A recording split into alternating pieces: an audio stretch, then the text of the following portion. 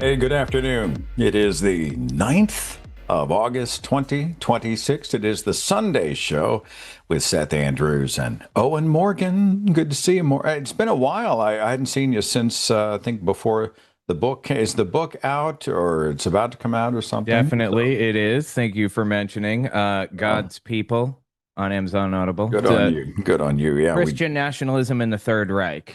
We've been talking about that a while back, and so I hadn't had a chance to cross paths with you, but yeah. I'm happy for you. You've been doing okay? Doing well, yeah. Had a baby and just living life. It's getting no sleep, basically, for the past 3 months, so What's that look good. like? Like, it's your turn to feed the baby or your turn to change the baby every what? Yeah. I'm a non-parent, so tell me what that looks like. Yeah, I take over from midnight to 4 a.m. and then my wife takes over from 4 a.m. until noon, and then I go from noon to 8, and then she's 8 to midnight. So yeah, Nice. yeah, it's Nice. it's a lot harder than one would expect. I know that everybody says like it's hard to have a baby, but geez. I can imagine. All right. Well, I'm sure. I'm sure you're going to be a great dad. Phone lines are wide open. If you believe in God, if you believe in the supernatural, if you believe in ghosts, if you think we're wrong in our rejection of at least hardline fundy, supernaturally based religious claims, and we say we think that's crap, and you want to tell us that we are wrong, we would like to know what you think. We'd like to be engaged and challenged. And of course, the phone number is right there on the screen. Or I think, is there a call-in link in the description box for the web callers, Arden? I can't remember. Okay. All right.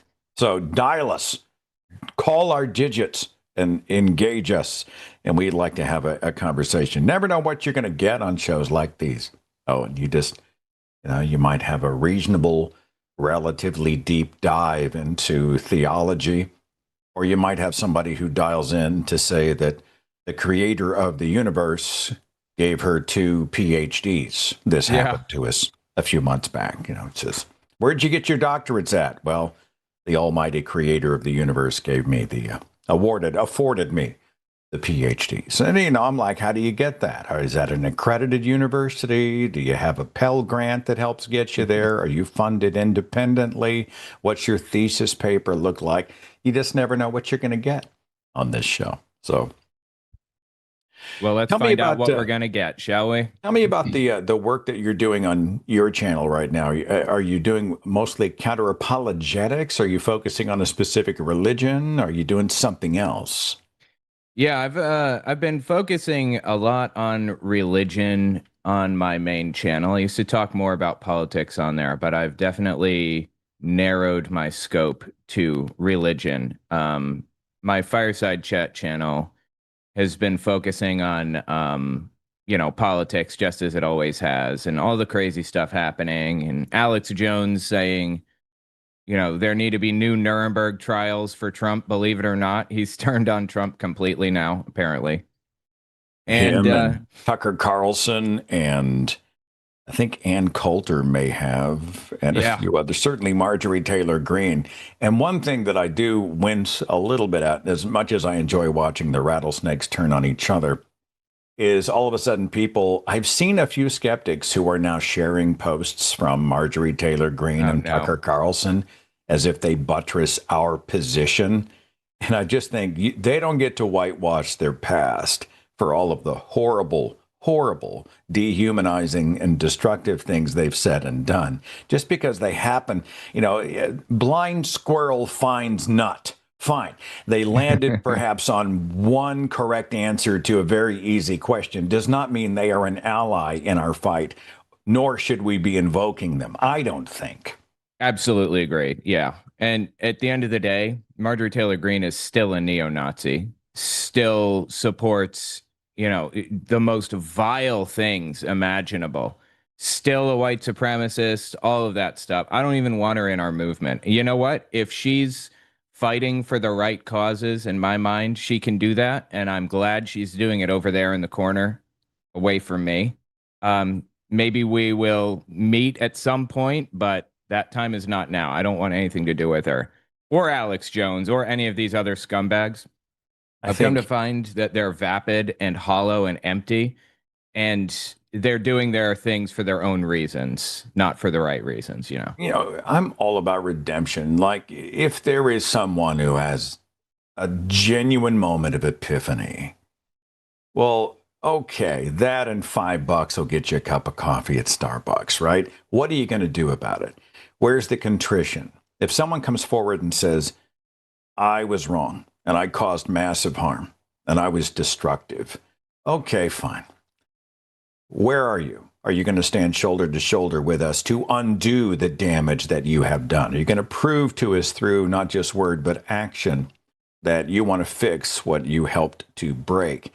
I tend to be I give a little more grace on that score. It doesn't happen very often. I saw a comedian, what was his name? Steve Hofstetter was talking about those who were having Trump regret, the MAGAs who were like, oh no, it's like that guy. He was pro-Trump until his wife got picked up by ICE. And now he's like, I'll never vote for Trump again. I'm like, you didn't care until it happened to you personally. This just doesn't reek of true human sincerity. It just sounds transactional. Oh, shit, somebody came after something I cared about personally. Otherwise, I was totally disengaged. But, I think Steve said something along the lines of, all right, if you come forward and say you regret and you're sorry, fine, that doesn't impress me. If you're going to stand elbow to elbow, shoulder to shoulder with me on the front lines in the war to defeat this, democracy and decency being on fire, if you're going to go out there and help us put the fire out, now we might be talking about something. But I think it's just super cheap nobility for someone just to say, well, finally, after a decade, I'm kind of sorry for what I did. But there's no action that follows it. I don't know. Does that track with you, Owen? Absolutely. Yeah, 100%. I agree. People, especially public figures, pretty much everything they say is calculated. From like Tucker Carlson and Alex Jones, they're calculating what they're saying and when and why. And I'm not actually seeing them do anything to move forward. I mean, Tucker Carlson says he gave up on the Republican Party entirely, but really, I mean, is he going to go vote Democrat now? No, No. he's not. I need something more than that. I appreciate that he's fighting the man in his little corner, but I genuinely have not seen anything real from him. So I did a compilation. I'll get to the phones. I see the switchboards beginning to populate. We'll get there in just a second. I did a compilation show and a short video just in the last year of some of the worst stuff that Tucker Carlson has said and done over the past 2 decades. And his track record is clear. He's disgusting. He's disgusting about people of other races. He's disgusting about gay people.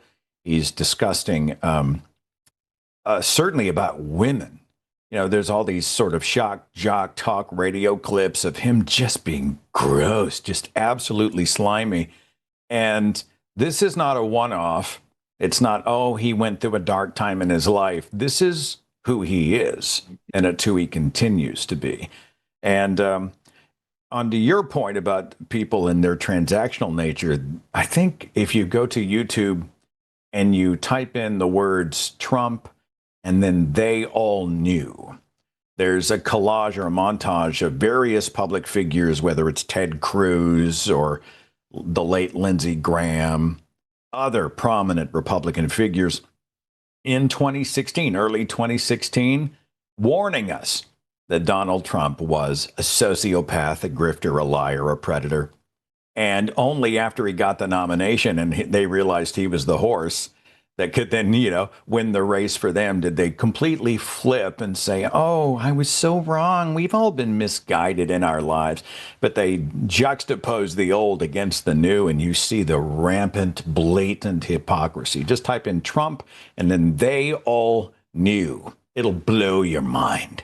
Blow your mind. Absolutely. And also, something else I covered recently on my channel and discovered is that Trump is an actual eugenicist. Did you know that?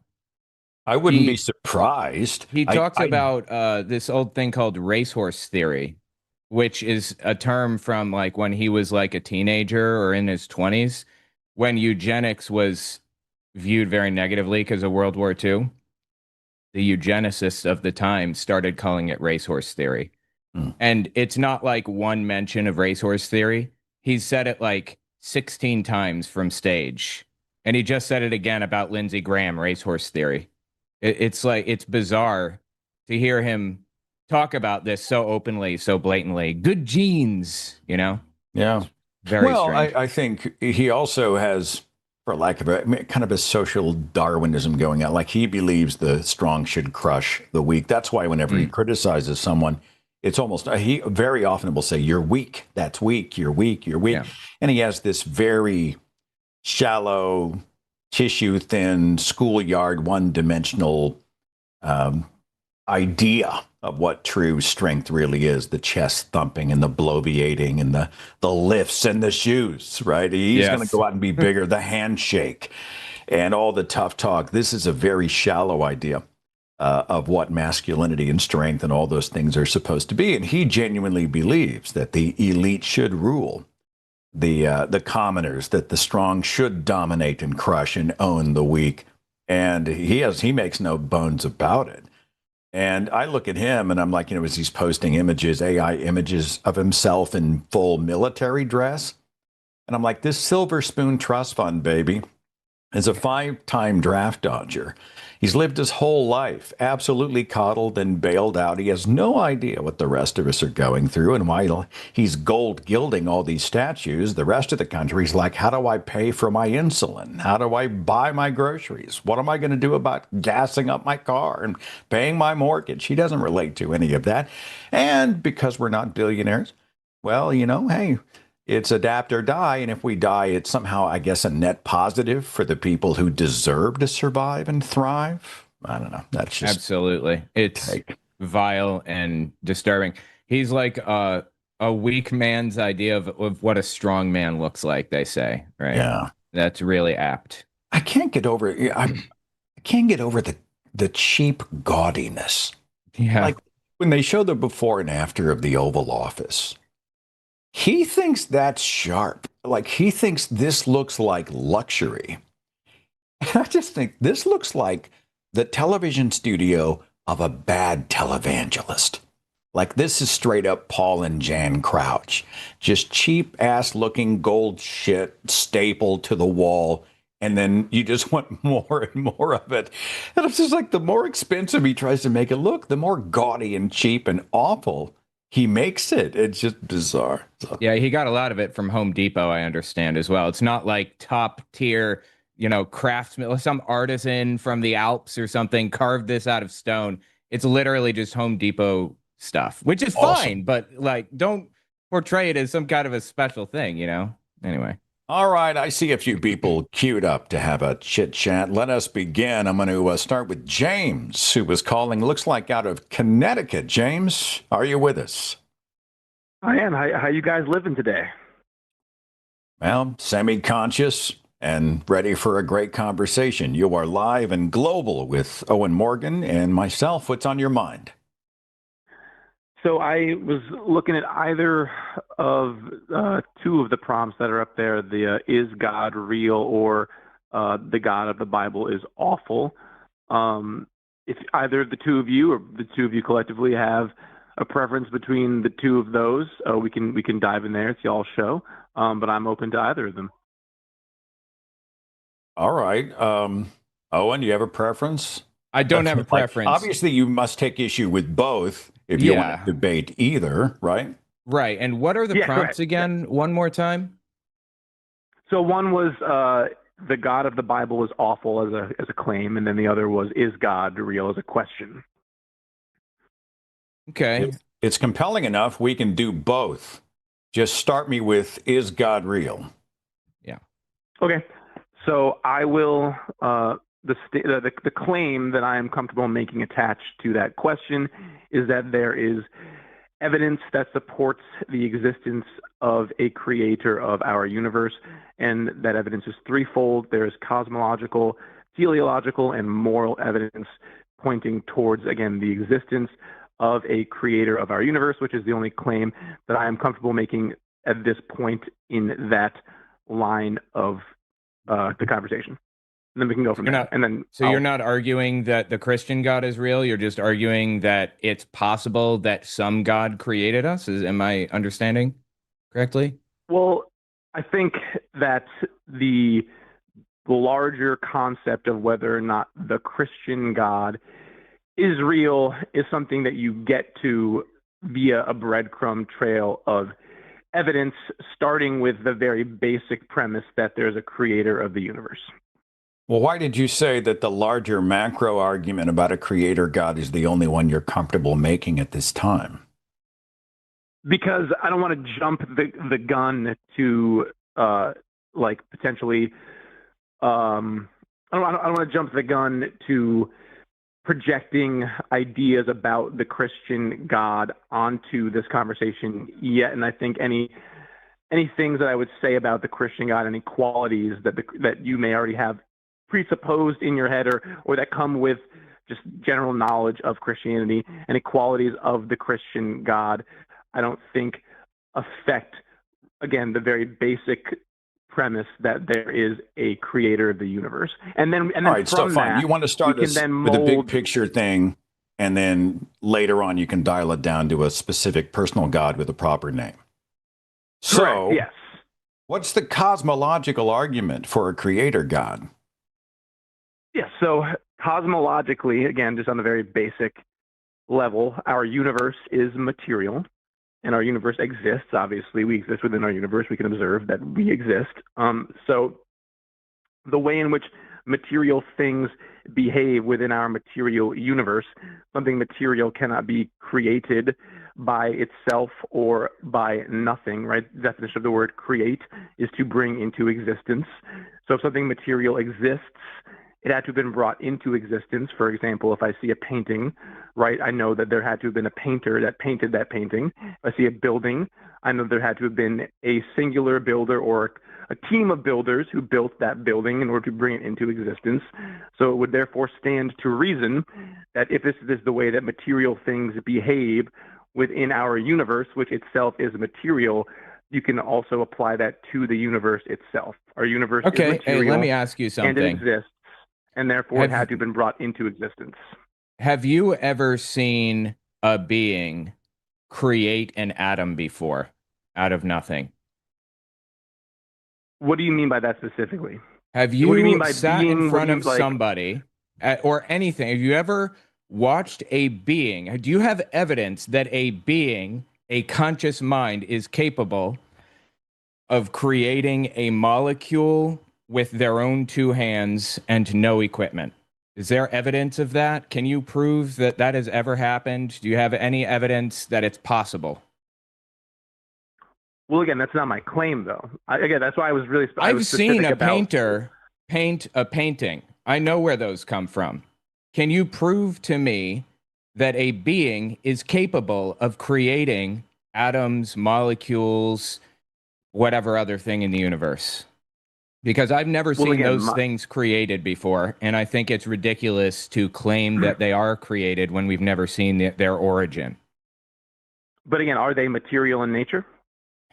I don't know what that has to do with anything. We haven't seen. And Because, you know again, what? I don't know. Maybe they're not. I'm not even sure that they are. My initial claim, again, that's why I really want to stick to the claims. That's why I made specific. I chose my words carefully and said I want to stick to the claims that I am making at this point in time right now. I'm poking a hole in your argument, and you don't want me to poke that hole, is what I'm reading. No, but what I'm saying is my claim is that if something is material in nature, it is scientifically impossible for something material to either be created by nothing or by itself. We know this. Science tells us Okay. We do. I'm going to stop you. I take issue with your premise. We have a universe that began, but creation implies agency. And we simply don't Well, know that there was the agency. definition of the word create, though, is to bring into existence. If something exists, The it was definition brought of a into word that existence. we use No. as a descriptive, but language is often clumsy when it comes to this stuff. We speak about the singularity, the beginning of space-time, etc. But a Well, then we can creation and throw away the word creator creation. also, Then. if I may, also is a little bit backward, because it also implies that there was an end result at the beginning of the process. The painter is painting a landscape with a landscape in mind. Well, the universe begins, the singularity happens, but the singularity isn't conscious, nor does it have us in mind. We are certainly a result, but we weren't a planned result. And so in that way, I also take issue with your premise. Well, if you want to throw away the word creation and then just break it down further, again, we can say that my claim is that the universe had to have been brought into existence. It began. I don't know Well, yeah, how again, it began. I guess we're playing semantics. No, I think language does matter. I mean, this is how we describe the world that we live in as best we can. But I don't know what happened at the moment of the singularity, and neither do you, and neither does Owen, and neither does anybody within the sound of our voice. So something happened is about all we got. Isn't that fair? Well, again, we're the three of us here. It sounds like the three of us on this call right now agree that the universe began. You know, the most widely accepted cosmological view is that 13.8 billion years ago, the universe had a beginning. We all can work from that premise, correct? Yeah, sure. I mean, I'll give you that. Okay. So, again, if something material had a beginning. Yeah, no. Right? We're talking about the same stuff you mentioned before. I'm just simply saying you don't know how it began, and neither do I. And nothing about a beginning but that's not implies my claim an is not about agent how it creating began. us. Nothing about a beginning But, requires an agent. There could have been something before. There could have been any number of things that you and I can begin to comprehend, but in no way does that require a creator. Owen, am I missing anything? No, I completely agree. It doesn't require a creator, obviously, and you never observed materials from the cosmos being created out of nothing by a conscious mind, and neither have I. And then we end up in infinite regress. Who created the creator, who designed the designer, etc. Well, again, the definition of the word creator is something or someone. Oh my God, brother! Why are you playing semantics into existence? Why the word is irrelevant? Okay, we're talking about the beginning of the universe. Incredibly relevant. The universe exists. Yes, and that's all we know. The universe exists. Oh, will you please let me finish my sentence, my friend? Okay. Again, go ahead. The universe exists. Therefore, we can logically deduce that it had to have been brought into existence. No.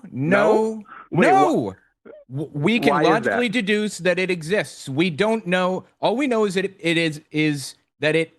Well, you know, we can't even know that it began at any point. We know now that it began. He just conceded. Well, yes, we know that it began. We conceded it began. No. I say the universe has a beginning, but I also spoke about the clumsiness of language. I had a conversation recently about the singularity, the Big Bang, with NASA astrophysicist Dr. Dan Batcheldor. We were talking about how we struggle with ways to try to wrap our heads around, the beginning of space-time. And, do you call it an explosion? Well, it wasn't actually an explosion. It was something else, but it's so monumentally complicated. But I don't think we get caught up there. I think it happened, but you don't know who or what happened, and neither do I. That certainly doesn't require a creator God. But that's my claim. Like I said, that's why I said at the very beginning, I laid out exactly what my claim was. My claim right now is not about who or what did it, just that there was a who or what. Because the definition of the word creator is something or someone that brings something into existence. You don't Do know you that. feel like that words can have changing definitions? I mean, we see words change definitions. Words, what is it Matt likes to say? They don't have definitions as much as they have usages. You can say creator means, but I mean, doesn't mean there was a creator with agency with us in mind. And beyond Well, the again, that's why I poorly, wrote down my claim. beyond tremendously poorly designed, the inefficient, and generally awful things that are part of this supposed intended design, we have to ask the question: how do you even attach a specific God, the biblical God? Let's say there was a creator. Somehow you've made the connection to a specific religion of Christianity, the Well, Bible-based again, creator.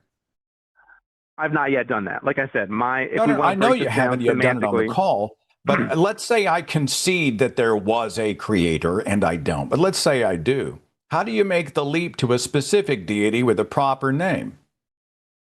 what I think I'm not comfortable having that conversation unless we all concede that we get there. Like, right, again, I'm attacking this point by point. Like Until I before we agree have with that you conversation. about the No, creator, no, we're no. not going to talk about your religion. The nature of the creator is irrelevant if we don't agree that there's a creator. If you don't agree there's a creator, then we can stop the conversation. Like it's why would I try to Why convince you would about we have to Christianity if you stop? don't even? I'm sorry, I don't mean to dominate here, no, Owen. You're good. But Go ahead. if I'm speaking hypothetically out of curiosity, why am I not allowed to say, fine, if I was to concede that there was a creator, how did you get to Christianity? That's not an unfair question. It's not an ambush. It's not a cheat. We're just having a conversation. Come on, defend your Well, faith. but like I How said, did you get from creator to Yahweh? but it's futile to explain the nature of the creator if I'm already talking to somebody who doesn't accept that there even is a creator. Like I How said, do you know we the have to nature of a creator? I'm not telling you that I do. Like, you're the one who's asking me about it. I have not yet made a claim about the nature of the creator. Again, I will repeat this again and again. My claim thus far is that Material the cannot universe be exists. created. Owen, did you have anything else that Yeah, you quick wanted question to for you offer there. up? Doesn't the Bible say you need to be ready to give an account for your beliefs? Is that right? I feel like it says if you aren't ready at any moment to give an account for your beliefs and why you believe the things that you do, then you are not one of Mhm. God's people. Something to that effect. Is that right? Well, also, I've noticed again, you're straw manning me. I've not Wait, once did said it? I Did was a it say Christian, that? nor that I Does it say that or have not? I. I believe Why, it says again, that. straw. Are you aware Are of you what going to give me an what a straw account of your beliefs? Did I tell you I was a Christian? Well, I I'm think you just said you would saying. link it to the Christian God. Did I get that wrong? If I did, forgive me. Again, this is why I very specifically at the beginning of this said what my claims are. I never once claimed yet that I was a Christian, or what Yet. I never once claimed. I never once claimed that the creator or the thing that brought the something or someone that brought the universe into existence has specific traits. Again, I will All restate right, my claim. James, I already heard your claim. You don't have to restate it a dozen times. So We then why get are we that. We talking about simply everything other don't than my agree claim? on your But why are we premise. talking about Let me everything ask you a other than my question, though, claim? James. Are you a Christian? Okay, now, all right, yes, I am. Okay. This has saved us so much time and energy. So, you believe in the Christian creator God. I specifically do, yes, but again, that does not affect whether or not the universe Okay. has a All right. creator in general. Okay. How do you square? I'm just curious. This may be a little bit of a digression. How do you square six-day creation with Adam and Eve against the singularity almost 14 billion years ago? What do you mean exactly by that question? I mean, they're two completely contrasting stories about the beginnings of all things. How do you square that as a Christian? Do you just scratch out the first couple of chapters of the Bible, or do you read them differently? Well, I think this would delve us into a deeper theological discussion about the book of Genesis, the hermeneutical context of the book of Genesis, what the 6 days means exactly in relation to the universe beginning 13.8 billion years ago. What do they mean? This is all. What do they mean? This is if it doesn't but this mean is all a 6 days, what does But it again, mean? I realize I noticed that this is a derailment from my initial claim, which is I've tried You were very beaten on hard that over claim, and over brother. and over. You were beaten on that claim, and oh no, a theological discussion on this show? I don't know about that. No, my friend, though, I was not. Again, my claim. Again, I will state it again and again. The universe exists. It was brought into existence by something or someone. That's my claim. You do not know. We do not agree on your premise, and so I'm saying, all right. Well, what interests me now is that if you hold to a creator, but wait, why you is hold it that to we a do not specific agree on the deity with a premise? proper I name don't linked know to a that you specific provided me religion, compelling evidence which has to a foundational agree with the holy premise. book, how do you square 6-day creation with the singularity almost 14 billion years ago? And instead of a straight answer, I get a game of Twister. By the way, I could take you and billions of other Christians and ask them the same question, and I'm going to get a host of conflicting answers, which is strange for the God who is not the author of confusion. I don't think he would need you to explain it. I would think he would have already made it clear. Wouldn't that be fair, James? Well, again, how do you square the fact that we exist with the fact that it's scientifically impossible that something cannot bring itself into existence or nothing can bring it into existence? Like, again, I've not been provided with a compelling counter argument to my claim. I don't know how the universe began, but it doesn't require. But that's the whole point. You don't need you're missing my whole claim, though. My claim is not. My claim was not that I know who or they what are related. Brought the universe into they existence. are linked claims. My claim was you that cannot it is. Separate. My claim was that it was. You cannot separate the implication of agency from your claim. It is baked into it. Owen, am I getting that wrong? Am I missing something? I can't help but notice you mentioned that we didn't give you a counter argument. We don't have to give you one because we're rejecting your premise. Do you understand? Is your premise then that the universe is eternal? No, that's the alternative. We're not making a positive claim. You are making the positive claim. We are rejecting the positive claim. But then, if you're not making a positive claim, then that means that you could completely conceive of my claim being true, yes? If you're not taking a stance one way or another? No, I'm rejecting that logically means premise. It's conceivable. But if you're not taking is it conceivable that the universe was conjured by a giant purple space octopus who keeps the universe in a snow globe on the mantle of its fireplace? I mean, disprove that. Yes, we could play this game that all would day, be the man. creator, though. But my point is that if that's true, that would be the creator. My claim is that something or someone brought our universe that exists and is material into existence. That is my claim. Okay, you made a claim. I mean, you get a cookie. And if my point is, if you're rejecting that, then you would have to either say no, the universe is eternal, and if you're not claiming that the universe is eternal, we don't have to make a claim. You're telling us we have to make a claim, a counterclaim. You're telling us we have to make a positive counterclaim to reject your premise. No, we don't. I can simply say I reject your premise. I don't have any reason to believe what you're saying. But then that logically means that you think. Right, hang on just a second. I'm going to have to mute you, James, for just a moment.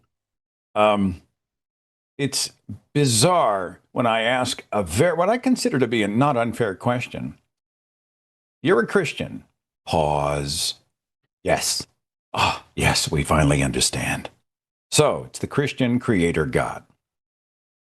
How do you jive the creation story of the foundational text of Christianity with all this talk about a singularity?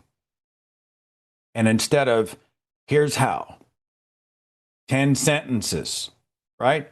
We get a dodge. So my question to you is, Owen, how long do we continue to, get dizzy in this swirling eddy? Do you think we're going to get anything more? Shall I bring him back and then we'll give him one more? If he does matter at the beginning, an agency and a creator, I think you and I just pull the plug. Is that fair? Yeah. Okay. James, welcome back to the show, James. It's good to have you. Hello. You are a Christian. Square the creation story in the Christian Holy Book against the singularity and almost 14 billion years. Okay, but previously you said that language is clunky. So with working from that precedent, will you accept anything I say? Like, oh, we're going to have to get into semantics and the breaking down of language. Why is it to fully understand semantics this. to ask if one story agrees with another? If one chain of evidence agrees with one mythological tale? That's not semantics. Because I'm not tap well, we have dancing. to This is agree on terms, rudimentary. no? This is Christianity But do we not? 101. Do we not have to? But do we not have to agree on accepted defined terms within the I'm not framework of this asking us discussion? to agree. I want you to tell me what you think. Yes, but that requires me to use terms, though. Then use the I'm terms, out. please. I'm out. Okay. Literally getting nowhere. James, man, I hope that the religion doesn't ever need you on the front lines, because you are in for a very long day. And life is short. Felt like Something he was happened, Owen. Yeah, it felt like he was doing everything he could to not get trapped in something. I wasn't trying to trap him in anything. I just wanted an answer to some simple questions. That's it. What I was hearing is, well, if we don't agree on my premise, we can't have any further discussions. Mm-hmm. And I think, well, why can't I find out more? Why can't you paint a larger picture? Why can't you freaking tell me what your position is? People talk about things they disagree on all the time, but they can make their case. And instead he's like, well, I'm like, okay, fine. Hypothetically, if there is a creator, then how did you get here? Well, unless we agree on the creator, I can't really over here because of hermeneutical and blah, blah, blah. And I'm sure there's exegetical sources and proper theological study and blah, blah, blah. And I'm like, oh, hey, I just asked you a question about what you think.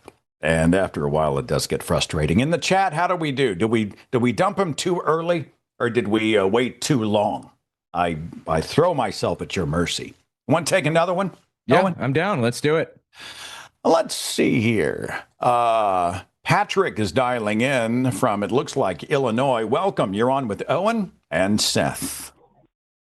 Hey, Owen and Seth. How you guys doing? Doing well. Not bad. Let's talk. What's on your mind? Cool. Yeah, so the prompt at the bottom of the chat says, should we be Christians? Now, should is an ought claim, which goes back to normativity. There's epistemic and there's moral normativity. So do you guys believe that moral normativity has a personal or impersonal ground? I'm sorry. Hang on. Normativity has a personal or impersonal grounds. You're going to have to explain what you mean by that question. Let's start with normativity. So when you say should, what is the basis of that should? I don't do shoulds and oughts on this show. I do not do shoulds and oughts. So when you're going to say you're going to have to do this, that's an epistemic ought. So you say you have to do this, that's an epistemic ought. I do not trip on should and ought. There are conversations to be had about which behaviors are most appropriate, meritorious, which opinions, blah, blah, blah. But should and ought are, honestly, they're trapdoor words that apologists like to use. What I want to know is there a God, and how do you know? Which is an epistemic ought question in the first place. To even ask that question, you have to have correct thinking as a category, appropriateness as a category, eliminativism as some sort of thing to take away any other prior preconceptions. So you have to figure out what. I'm not sure what you're trying to. Is not okay, let me ask you something. Yeah. There's an audience of ultimately tens of thousands, hundreds of thousands, millions, maybe, depending on how well the video does or whatever. What are you trying to prove to the average listener? What point are you trying to get across that you think that the average individual is going to understand and be able to grapple with? What's the point of your argument here? Can you make it something that the average viewer could understand so that we're not arguing over, ridiculous nonsense? Okay.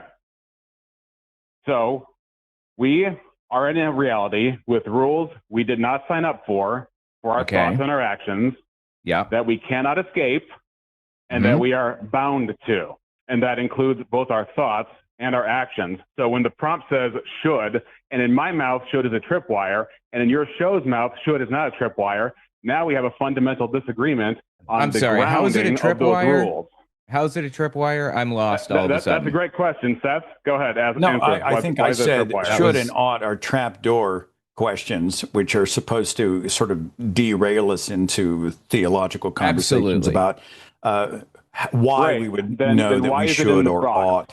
Right. And, you know, I looked up eliminative, how do you say it? Eliminativism. It's difficult from my mouth to get around that. The radical idea in the philosophy of mind stating that our everyday common sense understanding of the mind called folk psychology is false, and that the mental states like beliefs, desires, and subjective feelings do not actually exist. Did I get that right?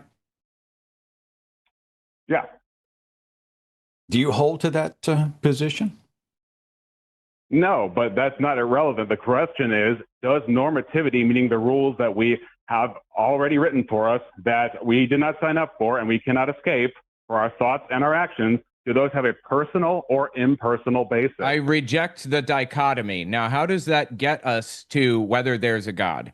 Is he talking about the laws of physics? Okay. Like you and I cannot alter the laws of physics, and we didn't sign up for them. We don't choose them. So we must exist within natural laws, right? Gravity is going to work whether or not we want it to work or not. It just is what it is. Is that what you mean? Okay.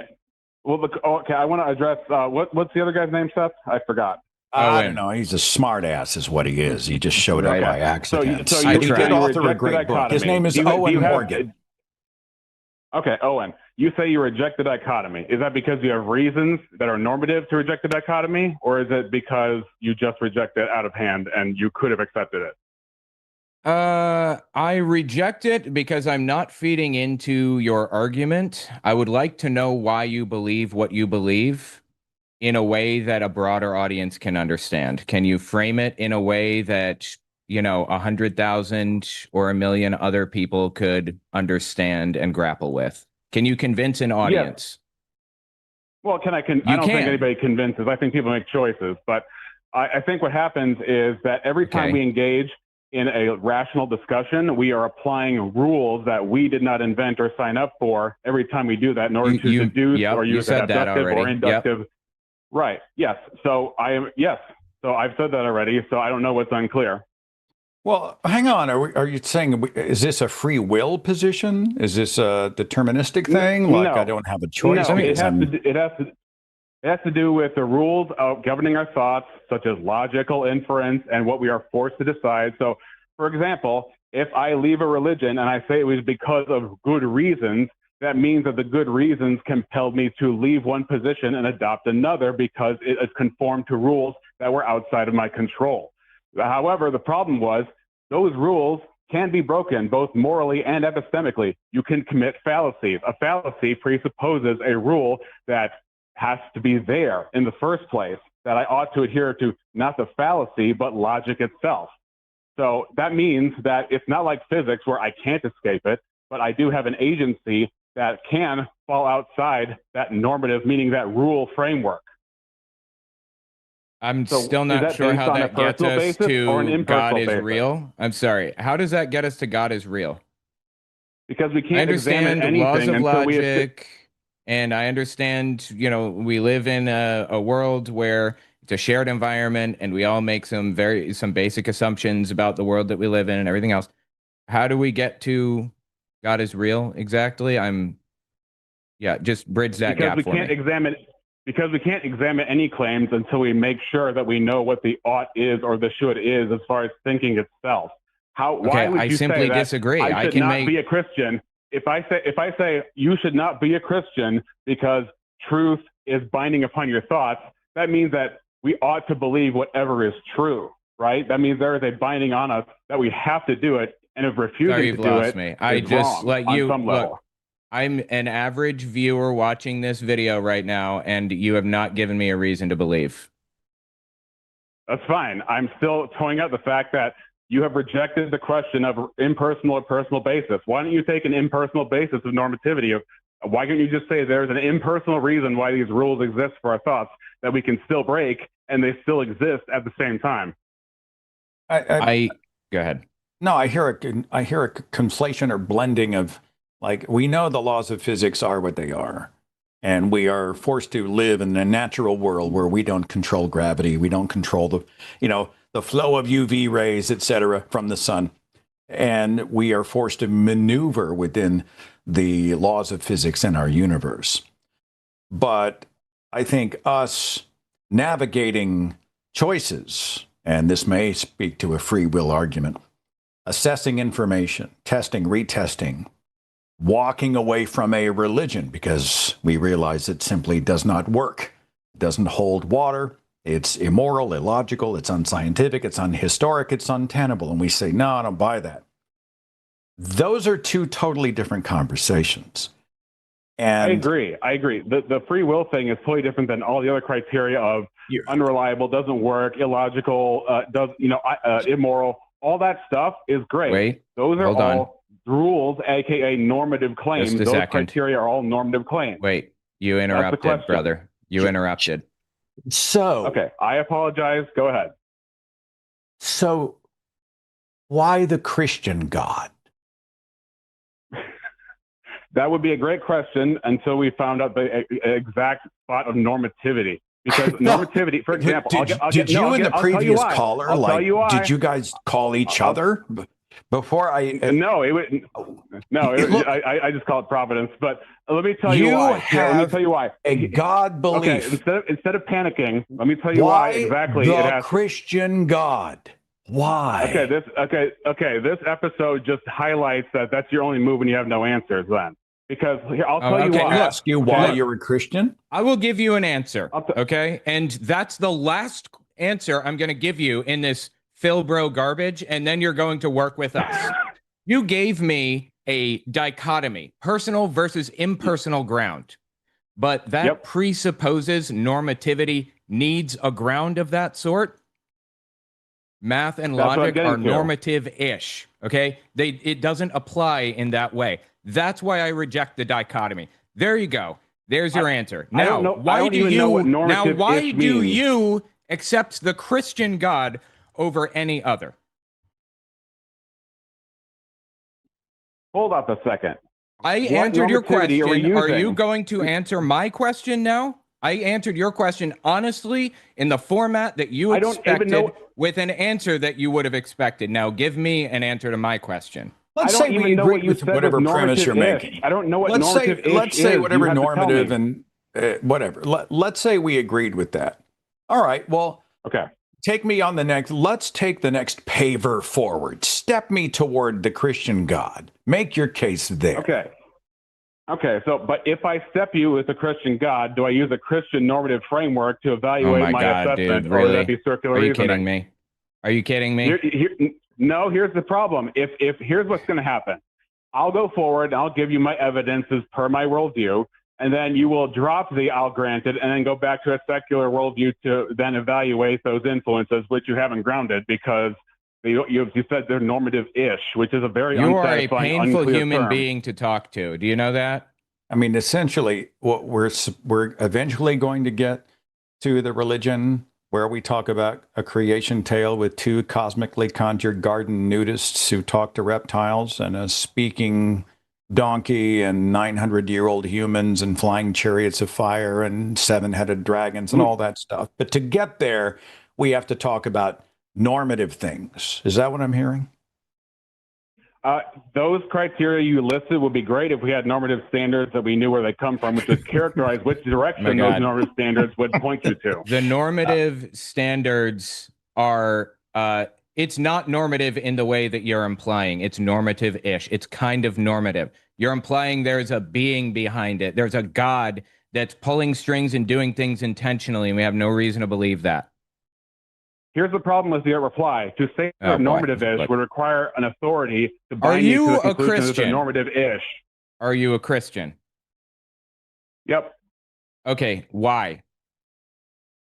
Why not Islam? That would be a great... Tell me, why not Islam? No, I think Owen's asking a perfect... Look, if God wants to be perfectly understood to the least of these, to somebody who isn't wading in these supposedly deep waters of philosophy and theology, who doesn't have all of the layered nuances that you allegedly bring to the table?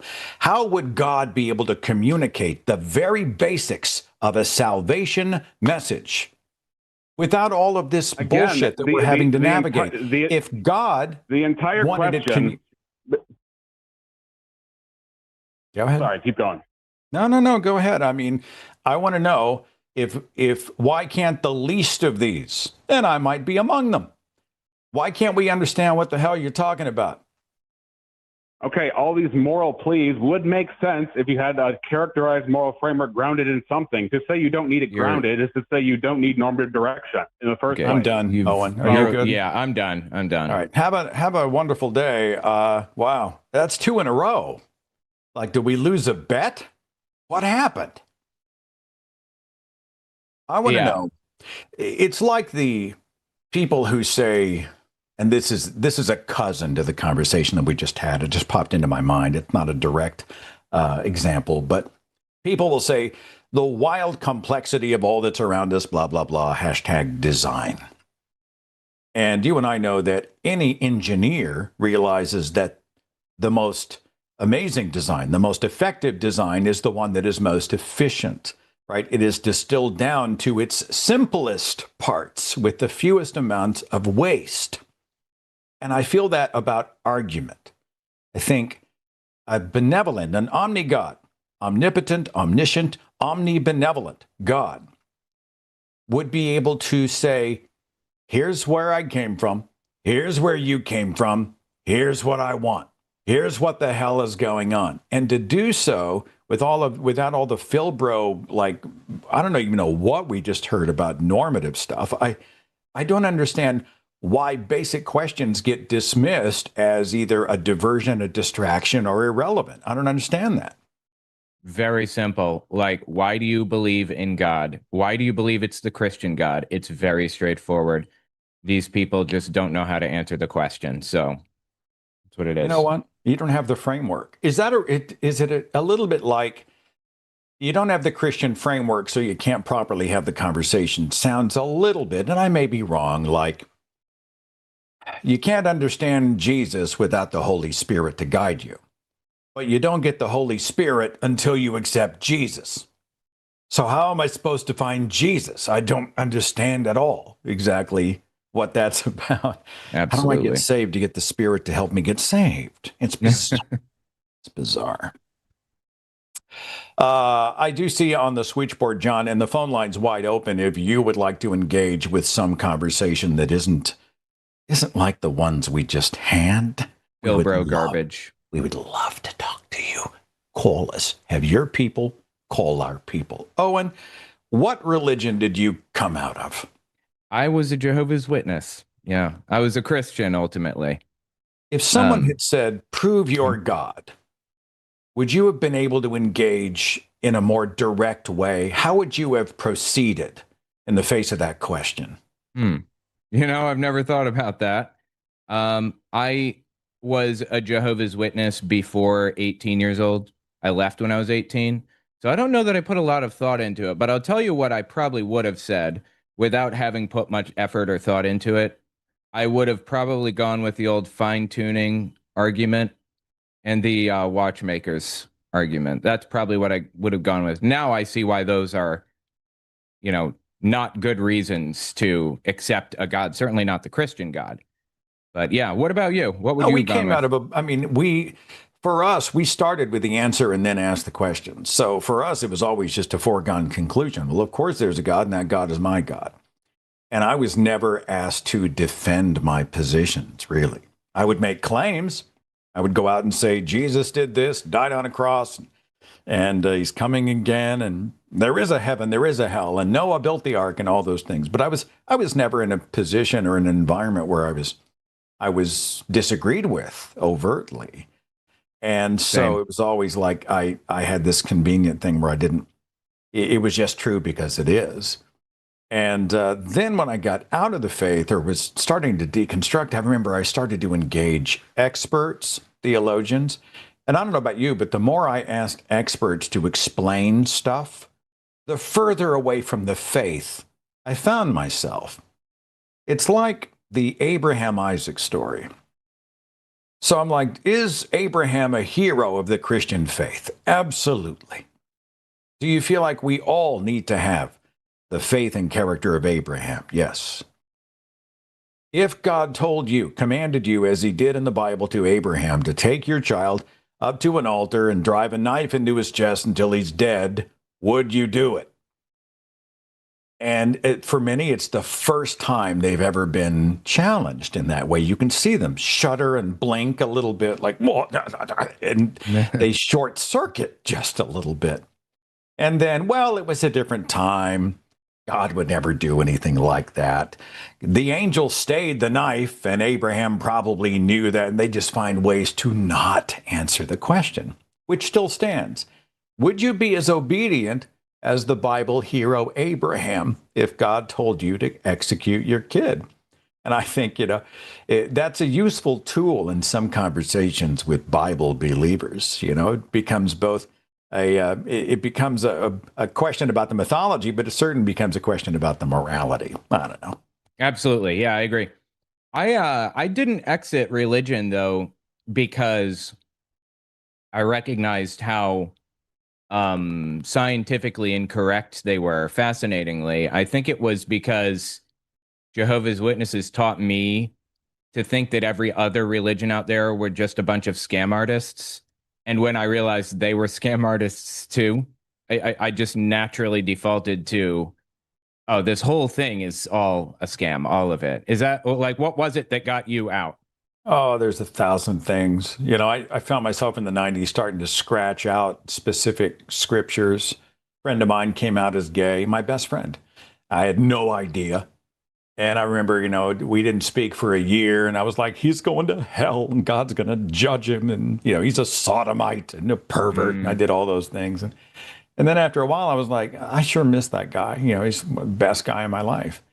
And I reached back out and rebuilt that bridge, and he was kind enough to receive me back into his life. But I remember it's the first time that I started to write off a command in the Bible. Well, and you do that enough, and before you know it, you do what Thomas Jefferson did. You've taken a knife and you've sliced out a whole bunch of the Bible, and then you kind of got a different book, kind of a custom-made book. And I don't know, there was a lot of that kind of stuff. But engaging apologists, and then the apologists can't even agree with each other on the basics: 6-day creation, or was it millions of years? Was there a flood? Was it global? Was it regional? Was it was it 40 days of rain? Was it something else? Is there a heaven? Is there a hell? What's the end times? Will there be a rapture? You can ask them the basics about the faith, and these people who have PhDs in theology, they can't agree with each other. And that's weird for the God who was not the author of confusion. With heaven and hell in the balance, I would think you need to distill it down so it's palatable and understandable to the least of these. And so the theologians did help to kind of drive me away, ironically. So it's fascinating. Let's talk to John, who is dialing in out of Florida. Welcome, John. Hi. Just a quick note, we got somebody else in the queue you might want to look at, too. What the hell? We can bring them in soon. Well, he's obviously a theist. Okay, yeah. Go ahead.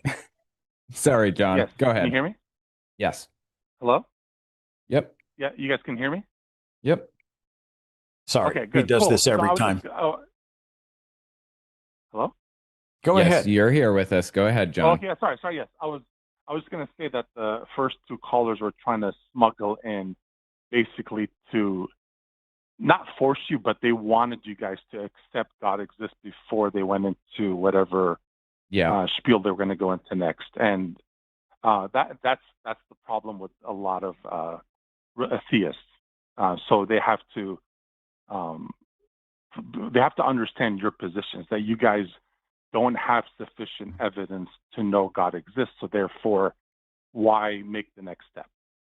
So I was calling, I saw the thing on your screen, why believe in God? Well, atheists shouldn't believe in God. It's as simple as you guys say, theists should believe in God, but not atheists. But theists want us to be theists as well, right? Yes. Okay, we're on the same page. I'm not a theist. I'm not an atheist who knows, well, I shouldn't believe, therefore I don't. My atheism is the result. It's how I describe my non-belief. Right. Like if you're not a theist because I should believe in God, you believe in God. And then you say, oh, well, that's theism, right? A personal God. Correct. All right. Go on. Yeah, we agree. But atheists should not be following God if they don't even know he exists. And God would understand that. He would, like the whole description of hell also is completely messed up, which that requires its own explanation as well. So I explain it. No. You can't toss that out, because I grew up in a church where a theologian pastor preached hellfire. Depart from me, you who are cursed, into a lake of everlasting fire. Help me understand hell. Yeah, that's not true. That's not true. Explain to me why the verse itself is incorrectly describing hell. Because that makes God illogical, irrational, a monster, and that's not true. If you're going to preach a God of love, then that type of hell is not understood correctly. So why would the God of love leave those verses in his holy book, the instruction book for an entire globe of human being, his children? Why not erase those lines?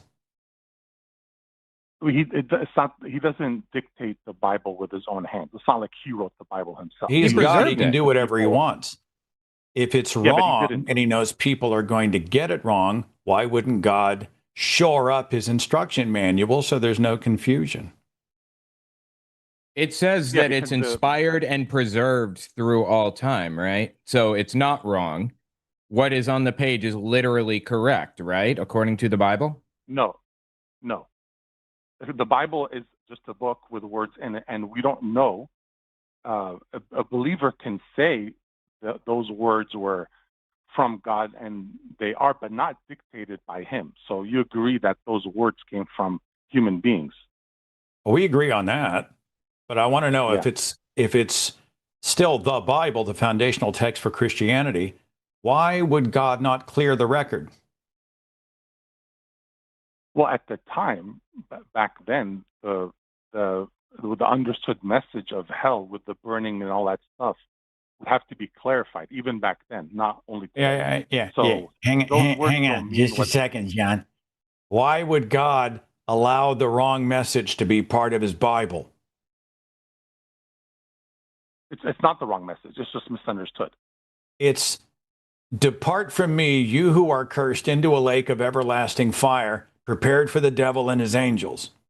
That's pretty specific.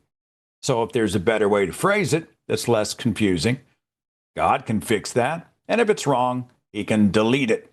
He can clear it up with an apology. Why not?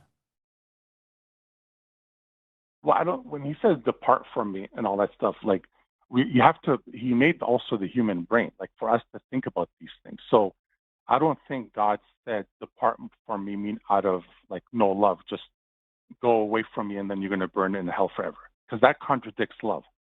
So that's why we have to use our brain. What is fire supposed to mean? A day at the spa? Am I going to the lake? I don't understand. Lake of fire prepared for the devil and his angels. What the? Tell me what the definition would be if not that. The fire of love, like meaning that passion and the fire of love, not the all-purifying flames of benevolence. Yeah. Owen, I heard you jump in. Go ahead, brother. No. I think that I could be wrong. I believe the concept of hell was added a little bit down the line, like in 150 or 200 CE. But it has been Christian doctrine for literal millennia. Are you saying that you disagree with the doctrine of hell, or? No, hell exists. You do believe in hell. Torture and yes, but it's not torture. The whole description of hell isn't described correctly. It's basically right now what we have on earth. This is partial hell. And the whole Christianity is supposed to be the gospel means good news.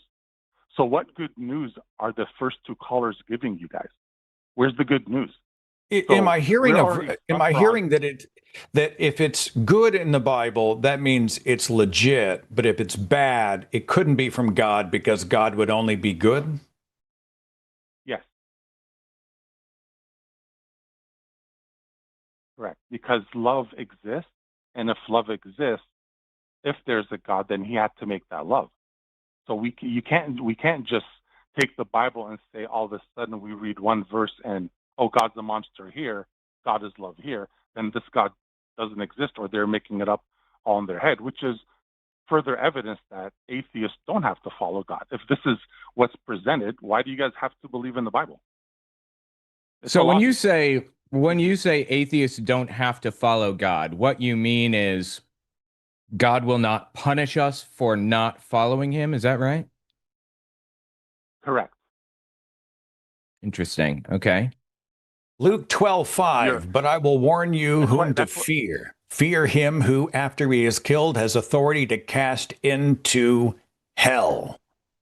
Well, there's lots of verses in the Bible that are horrible. You can go to genocide. You can go to like. Here's a question. I have a question. Yeah. Why didn't God kill Satan, the devil? Why did God create the devil in the first place? Yeah, we can have those conversations. My question to you is, doesn't this sound really convenient? So if you find happy, clappy love verses in the Bible, well, that's proof God is love. And if you find him wiping out 500,000 people in a city in an Old Testament genocide, or commanding human sacrifice or something like that, well, that's not God, and God still gets to be love. You hear how that sounds, right? Yeah, and that can't be that. If that's the case you're presented with, then that's not God. So that's not what I'm here to present. How do you know that? If that's true, then how do you know that? How do you know that the God of love and light and blessed are the meek and turn the other cheek and all of those things is not the same God that told people how to own and beat their slaves? How do you know that if they're in the same holy book? Because of observations logically in our world today. You don't see a mother with, I mean, there's exceptions always, but generally speaking, most mothers that have unconditional love for their children, they're not torturing one, like a 2-year-old, and loving another. Generally speaking, that's kind of universally accepted that love exists. Am I talking about mothers on earth in the 21st century? Did I say anything about that?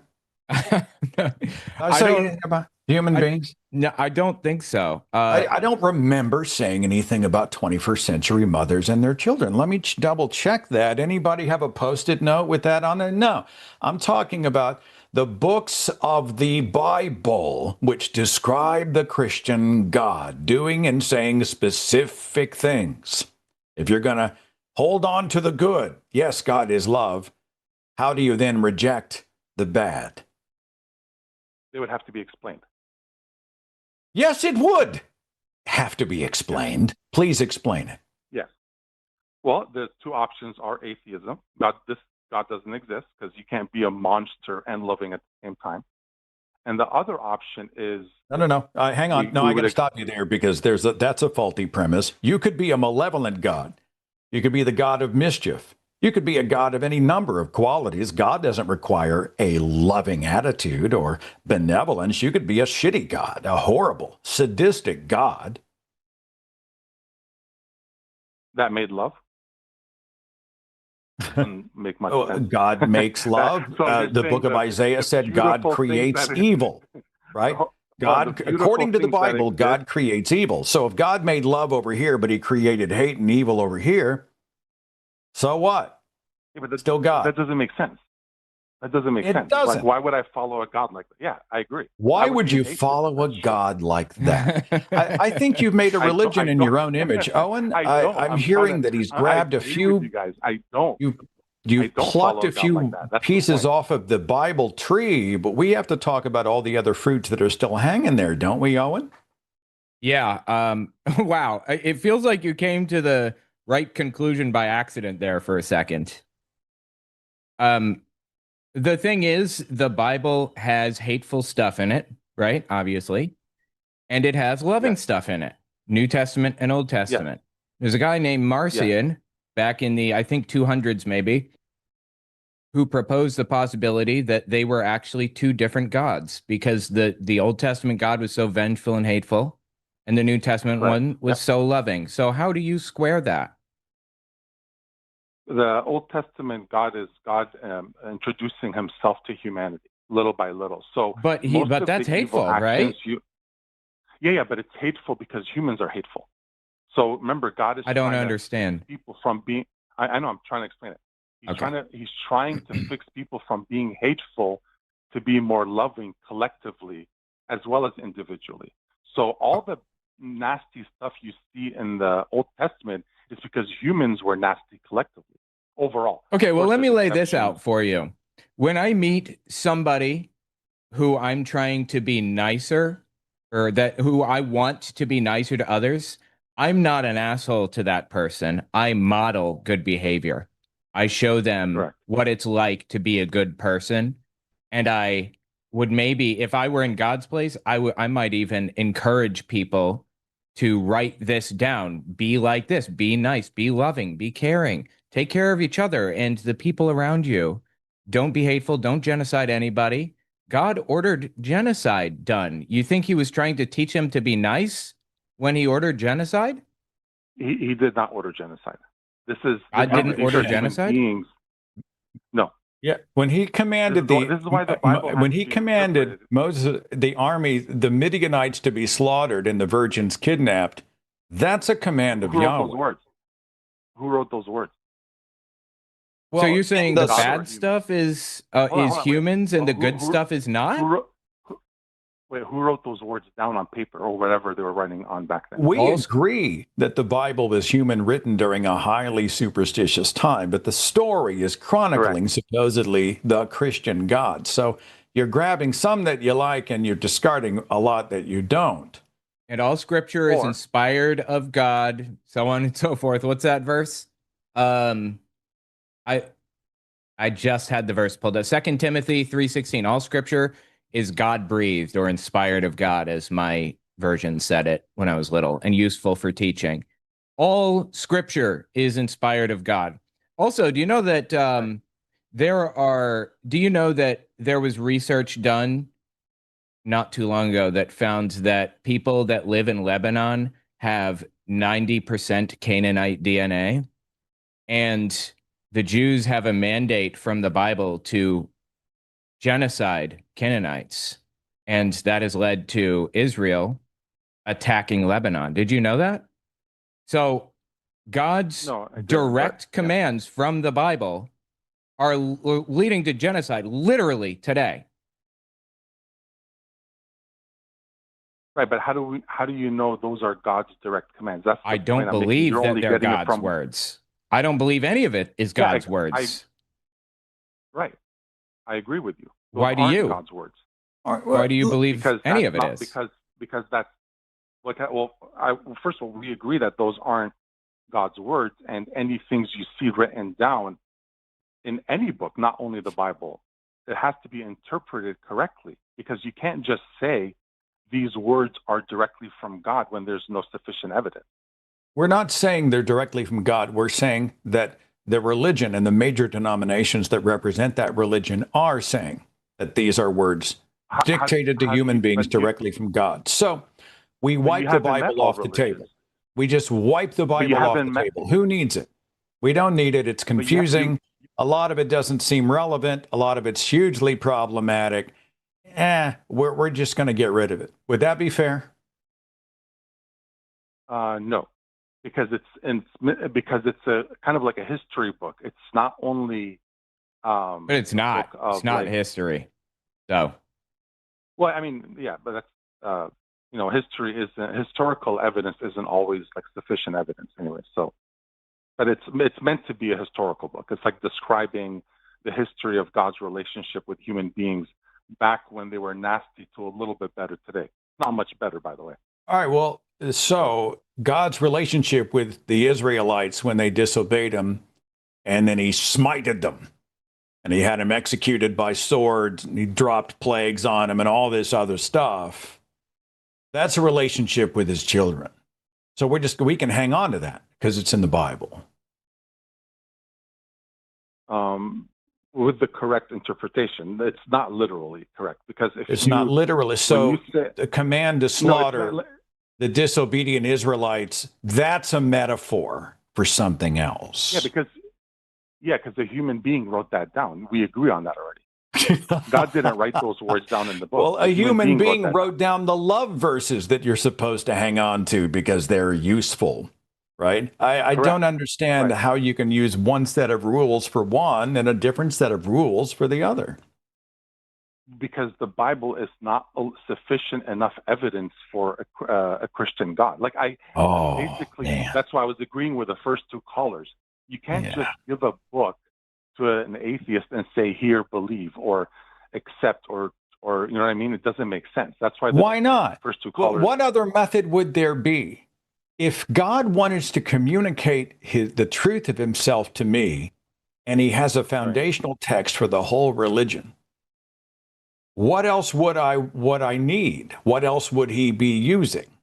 And this would have to be something that's accessible and understandable by every generation of every human being in the history of humankind. What would that be? Correct. It would be beginning with the question, how did those words get on the paper in the first place? So in other words, what made Abraham write those words down on a whatever he wrote it down on? And all the prophets and whoever wrote down all these words. It starts there. In other words, that process, if it existed back then, has to be universal, and it still exists today. There has to be a mode of communication that exists universally if God is real. There has to be a mode of communication that is universal if God is real. Is that what you just said? Yeah. I'm sorry. I feel like I want to be convinced by your position, interpretation, and you're just not getting me there. Yeah, but you don't have to be convinced. That's the thing. It's like there's a reason why God's invisible, and all those things need time and explanations. It's not going to happen over, a 20-minute phone call. I was just wait a minute. Yeah. Why do you think God's invisible? And if it requires an explanation, explain it to me. He is invisible because he is love, and he doesn't want to force any human into a choice that they don't want to make. So that's why he's invisible. Hang on, hold on. You get maximum freedom. Hold on. That's a free will argument, by the way. If God was to demonstrate himself with absolute clarity as an all-loving, an omnibenevolent, all-loving being, that would not have any effect on my free will to choose or not choose. In fact, I would make a better free will choice if I had the best possible information. So the more clear God is, the better free will choice I can make. So an invisible God to me sounds nonsensical, kind of sadistic. I disagree. I'd like to push back on that a bit. My claim was that it allows for maximum freedom. And this is sort of like if you're at a job or whatever, and you're doing task A, B, and C, and your boss is constantly visibly hovering over your every single task. Even if you know he's loving, you don't feel as free as you would by him being invisible. So the reason God's invisible, I don't understand your position. If I am diffusing a nuclear bomb, and we'll call the bomb hell or damnation or, I don't know, separation from God, and I have to cut the green wire to survive and make the right choice, or the red wire is going to kill me or blow me up or cause a bad result. The more clearly I can see which wire is green and which wire is red, the better free will choice I can make for the benefit of everyone. Clarity is a good thing, but it has nothing to do with my free will. I still have the will to cut one or the other. And I need the best information to make the best decision. Explain the morality of invisibility. Hiding information from us, effectively. Kind of, but this is where we disagree a bit, I think, because, like I said, if God is visible, it is. He left us a lot of clues that he's there, but he's invisible, so we could make those choices freely. kind of like, again, the bus analogy I just gave you. I could make the choice freely if God were real. If I knew unequivocally beyond a shadow of a doubt, he spoke into my head and said, Owen, I am real. You need to, or just leave it at that. Owen, I am real. If he said that, it wouldn't affect my free will to choose to follow him or not, right? We agree, but notice the distinction. He's still invisible in that sense. So God's always invisible. That's how we get maximum freedom. So I agree with you that he could tell you in your ear or a soft voice or some supernatural way that to lead you to know he exists. But a natural he way needs to stay invisible. A natural kind way. of natural.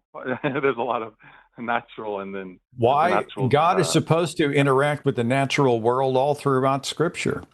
People talk about him interacting with the natural world in terms of miracles or divine influence, the Holy Spirit affecting our decisions in our minds and heart.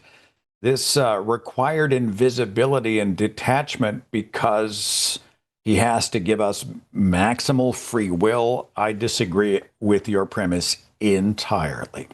Anything else, John, before I move on? No, just on that last statement that you said, that even with those miracles that Jesus did, there were a group of people that saw the miracles and a group of people, there was a group of people that saw the miracles that also believed and didn't believe. So that's why the miracles are always borderline natural, supernatural, because he wants to gently, that's why he's invisible, to gently allow us to fall in love with him. That's the way he designed it. That's why I'm a parent of a child. I'm the parent of a child. Direct offspring. My child, my beloved child. And the best way for me to demonstrate the love I have for that child is to hide around the corner and speak and let the child hear the echo of my voice. And maybe I leave little signs and hints all around the house and in the yard as the child fumbles in the dark looking for me. That's what a loving parent would do, right? No. The power difference between a parent and a child, between two human beings, is much less than God and humans. In other words, there's a huge intimidating factor between an almighty universe creating God and us humans. I'm not intimidated. A mother. Come talk to me, God. I'm not intimidated. I want to know. Yeah, but please reveal yourself to me. No, you're not intimidated. My point is, you're not intimidated because he's invisible.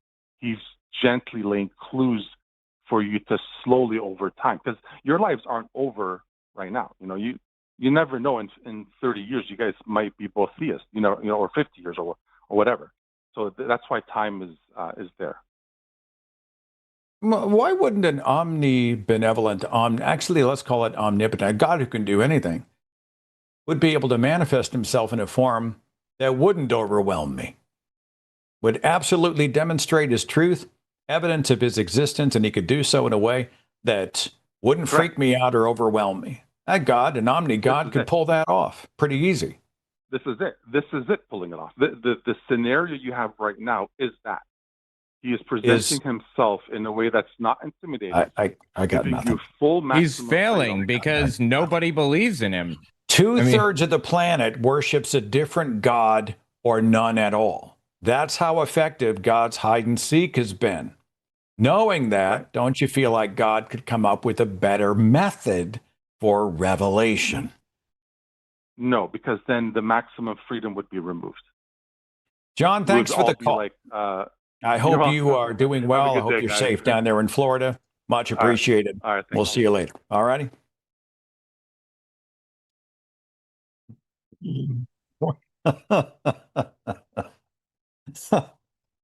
The more disengaged he is, the more we know he cares about us, Owen.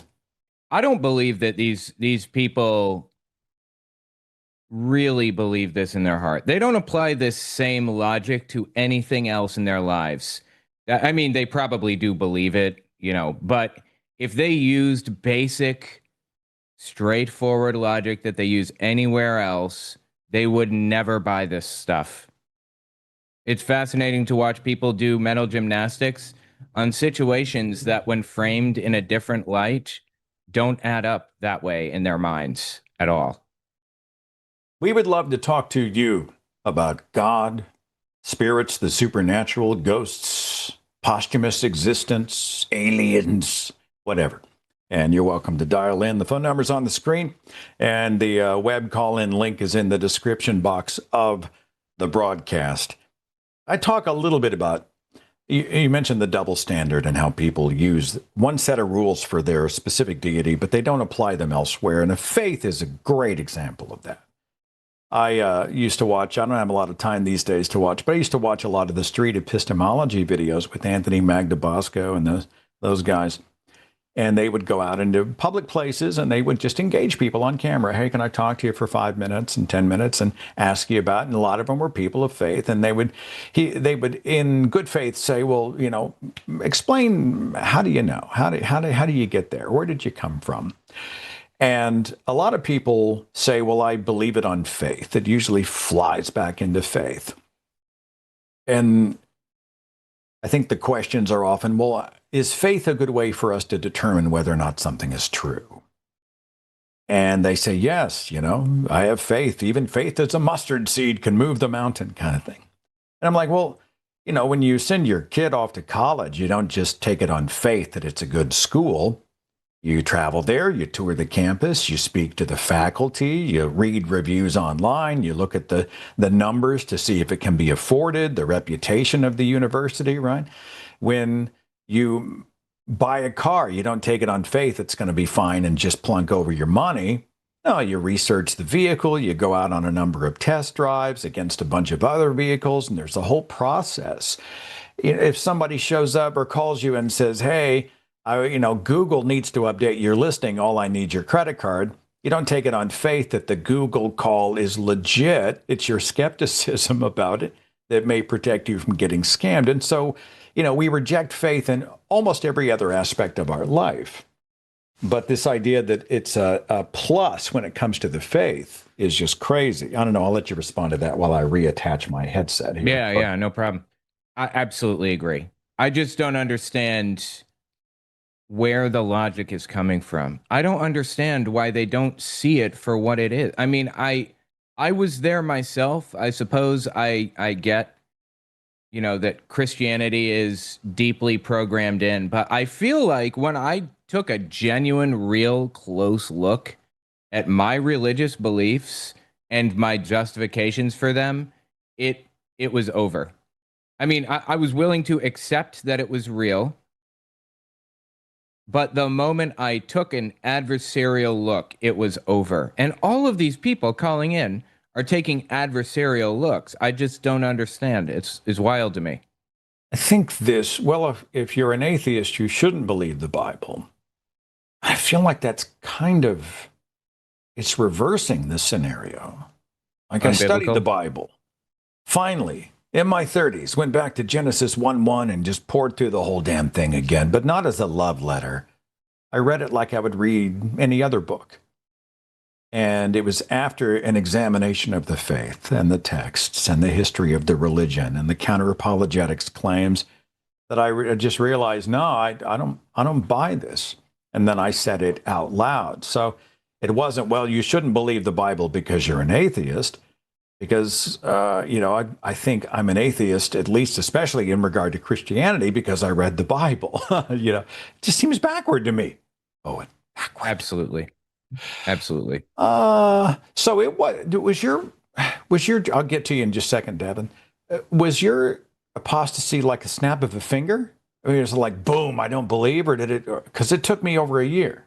Yeah, it was actually like the snap of a finger. I was standing in the kitchen talking to my brother-in-law, who was still a Jehovah's Witness, and I had been disfellowshipped for smoking cigarettes or whatever, whatever stupid thing.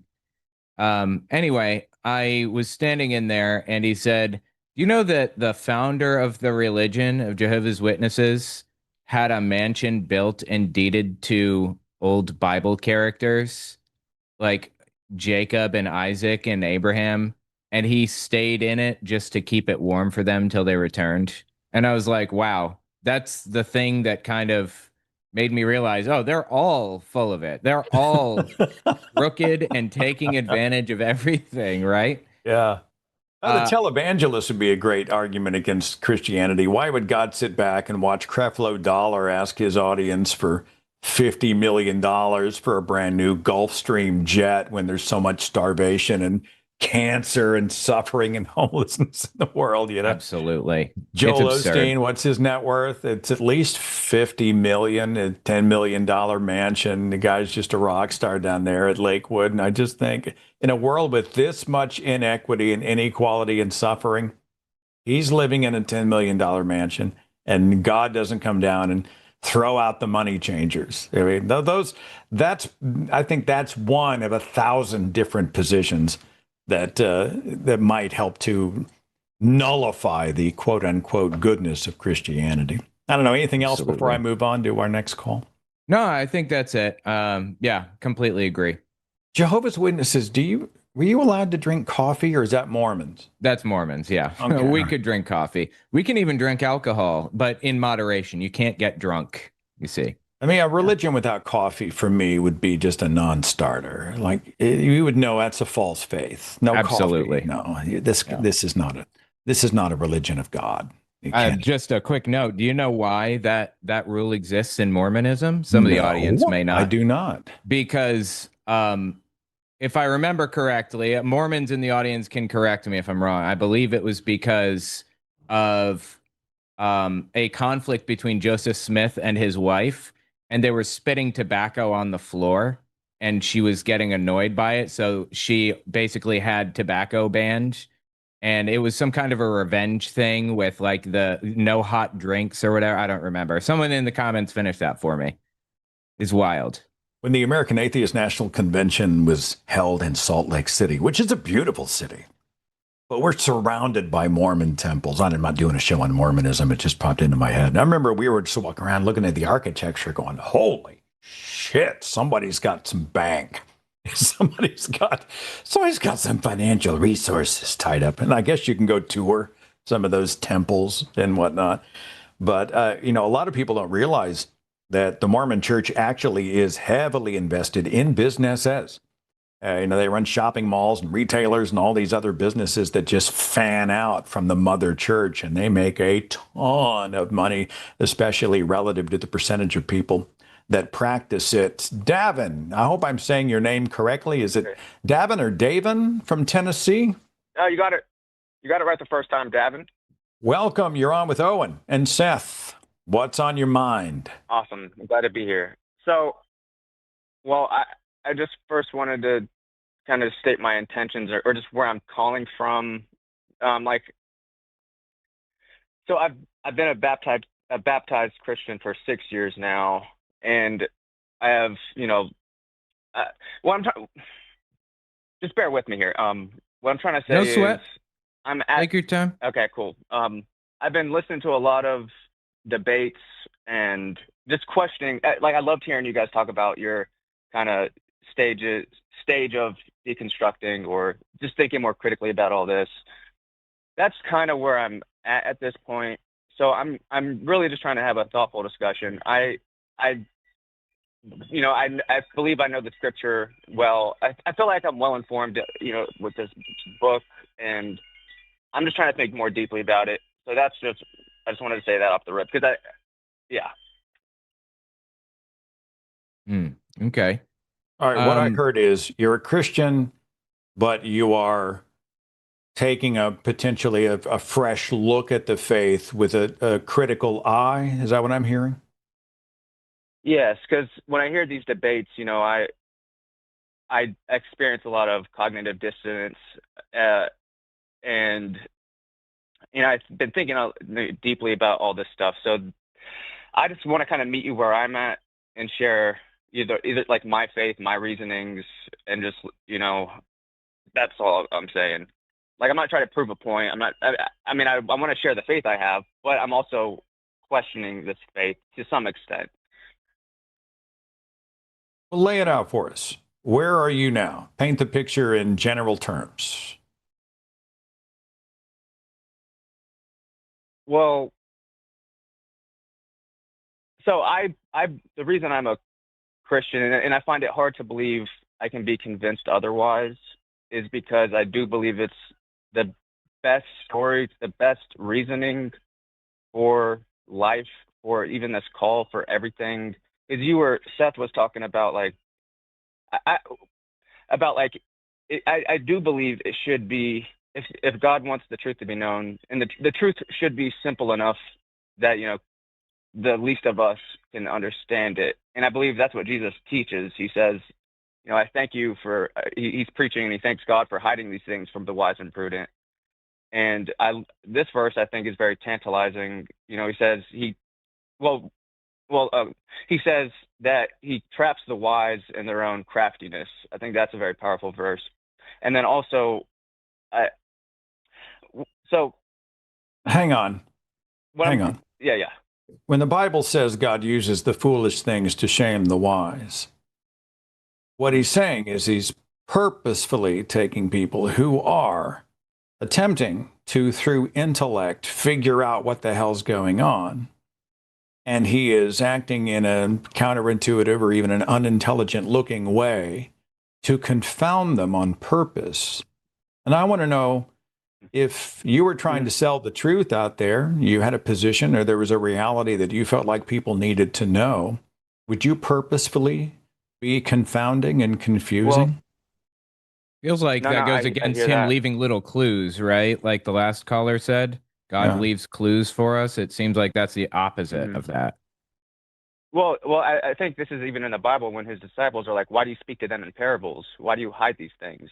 And I think the reason is because it's all a matter of the heart. I think some people, I truly do believe there's people that really do want to know the truth. Because again, I think to answer your question, I think the reason it seems like he's leaving clues or being purposefully mysterious or whatever is because then we wouldn't be having these because he also says if you knock, it will be answered. If you seek, you'll find. So I think he purposefully is a little mysterious, is because not everyone deserves.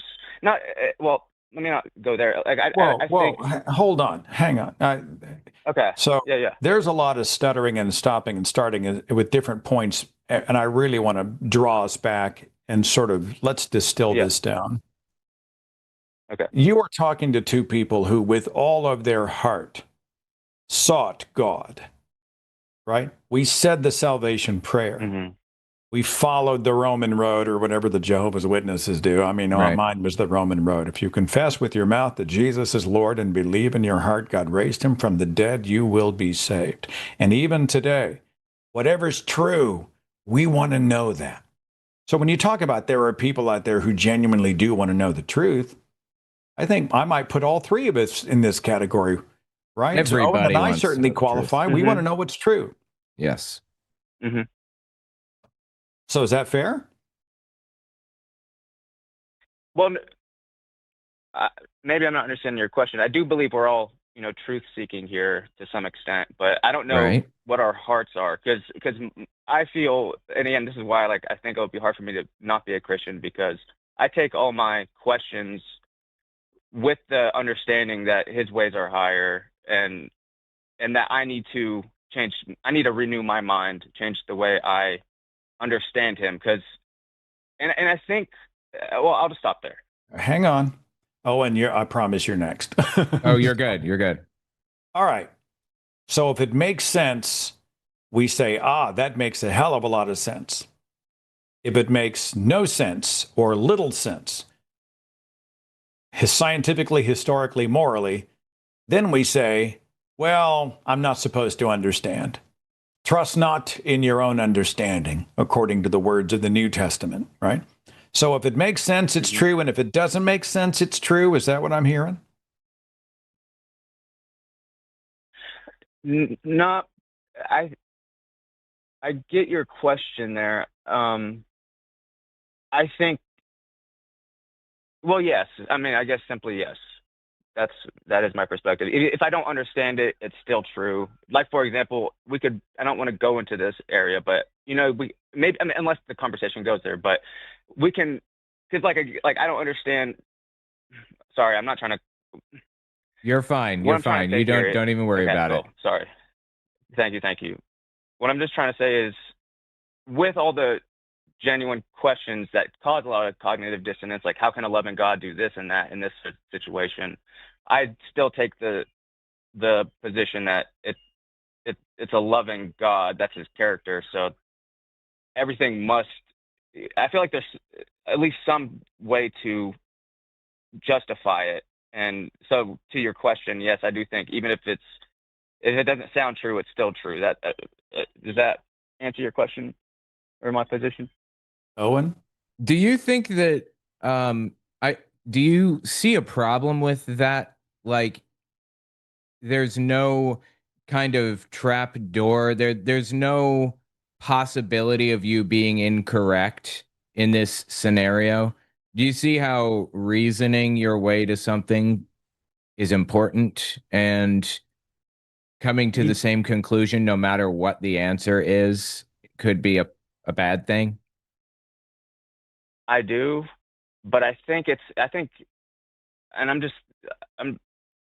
but I guess what I'm trying, like, I think a good way to put it, to explain myself, is like, say like someone made this vehicle. I can't explain how this vehicle is made or whatever, but I know this person made it, so I trust him if he tells me, this is how you operate the vehicle or something. Like, because that's where I am coming from. Like, I think I do. Like, sure, I think but think about it this way. I see what you're saying. God created the world, so we should trust in God to know how to, what's best or whatever, right? Except we don't know that. We don't know that God created the world or whatever. And in fact, a lot of religions out there have a lot of holy books that contradict each other and are even self-contradictory. How do we know the Christian God is right or the Muslim God is right? I know they're the same God technically, but they're completely different versions of God. How do we know the Hindu gods aren't correct? I mean, they have holy books. How do we know that we shouldn't be following Hinduism instead and Christianity is the one that's wrong? Well, the reason I'm mainly a Christian or believe in Jesus, and the main reason for my faith, and again, I'll just, like, I think it's the best story. Like all these other religions, I don't like. It was just a feelings thing? I think it's, no, not just a feeling, but just using, again, because we're all trying to give the best reasoning. And and I think, again, science, I feel, just describes. It can't tell you the story. Like, it can't tell you why. We can explain why gravity happens, but we can explain how gravity happens in our understanding. But even that is still kind of a story. So, and I don't want to go off on that path about. Well, why are we talking about reasoning if, even if it seems unreasonable, we're prepared to believe it? What use is reasoning? Well, because I believe we are reasoning creatures, and it says God gave us a sound mind.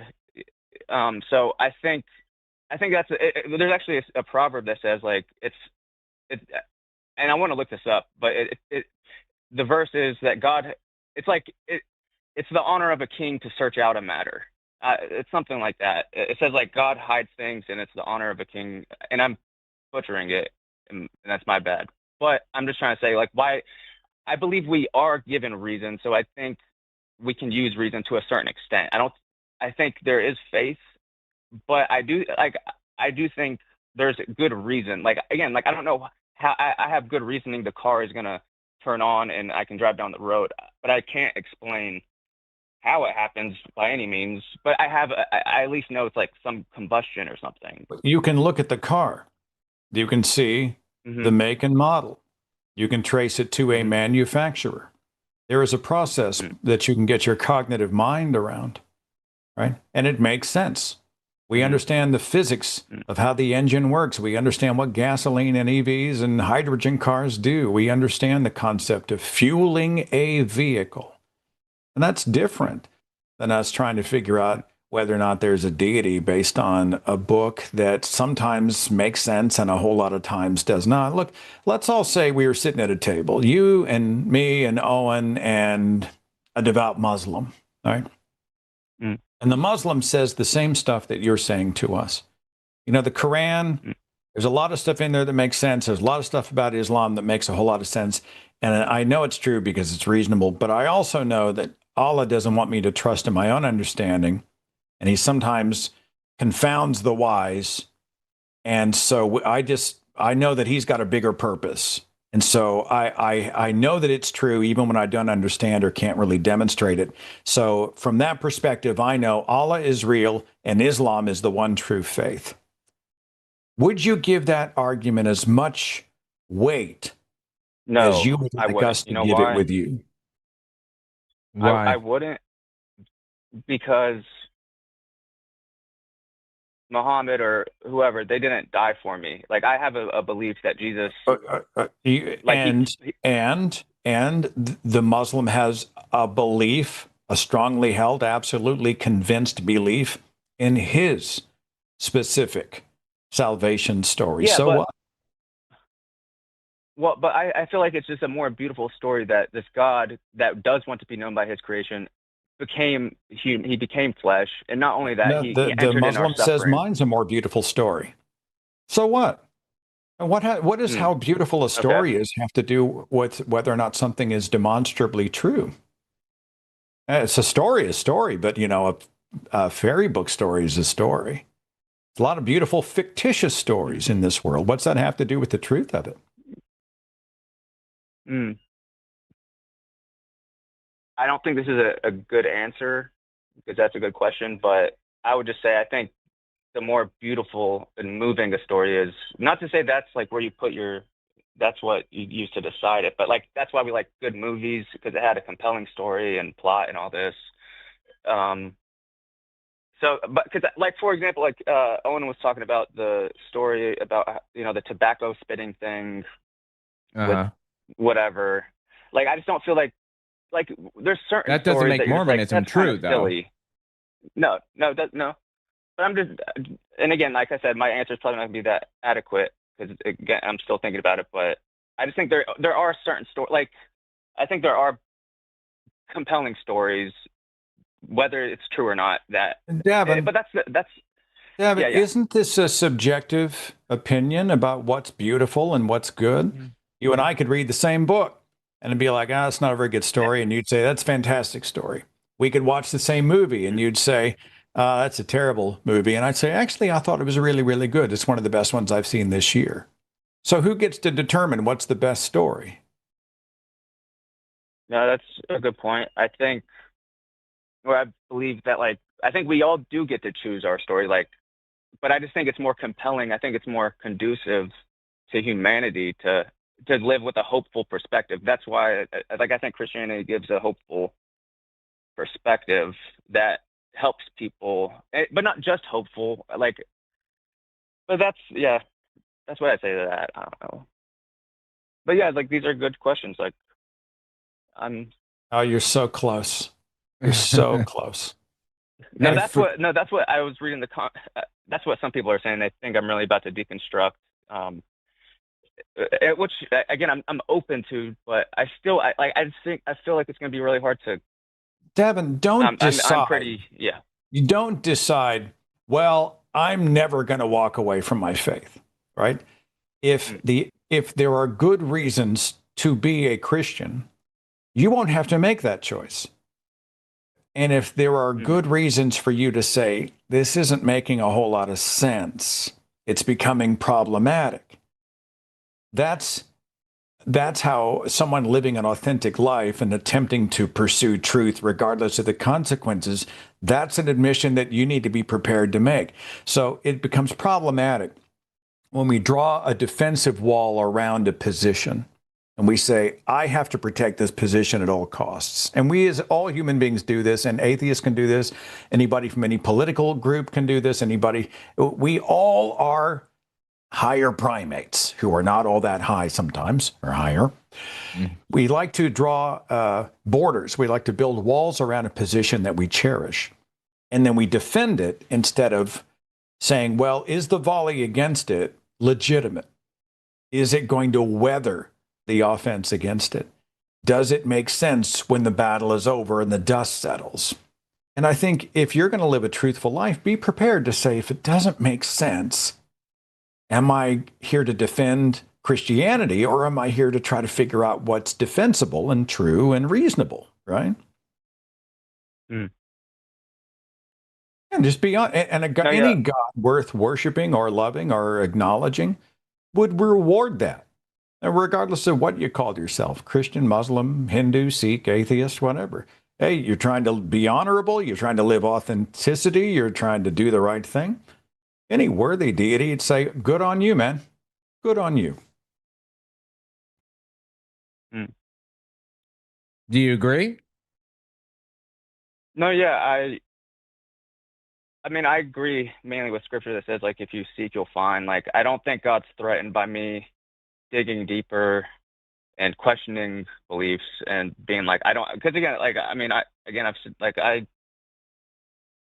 have been very angry with a lot of these questions a lot of the time, but I don't think I think he's, and again, this is just my perspective, but I think, like, in some sense, I feel like he's honored, like, that I'm wrestling with these things, because like, I think Owen brought up the verse about, like, you should be able to give a defense for your faith, the scripture that says that, and I do think it's like, but so I agree with you, and I'm with what Seth is saying, and I'm trying not to, I'm trying to be very earnest about it, like, because I don't also want to just be like, I don't understand it, so I'm look too critically.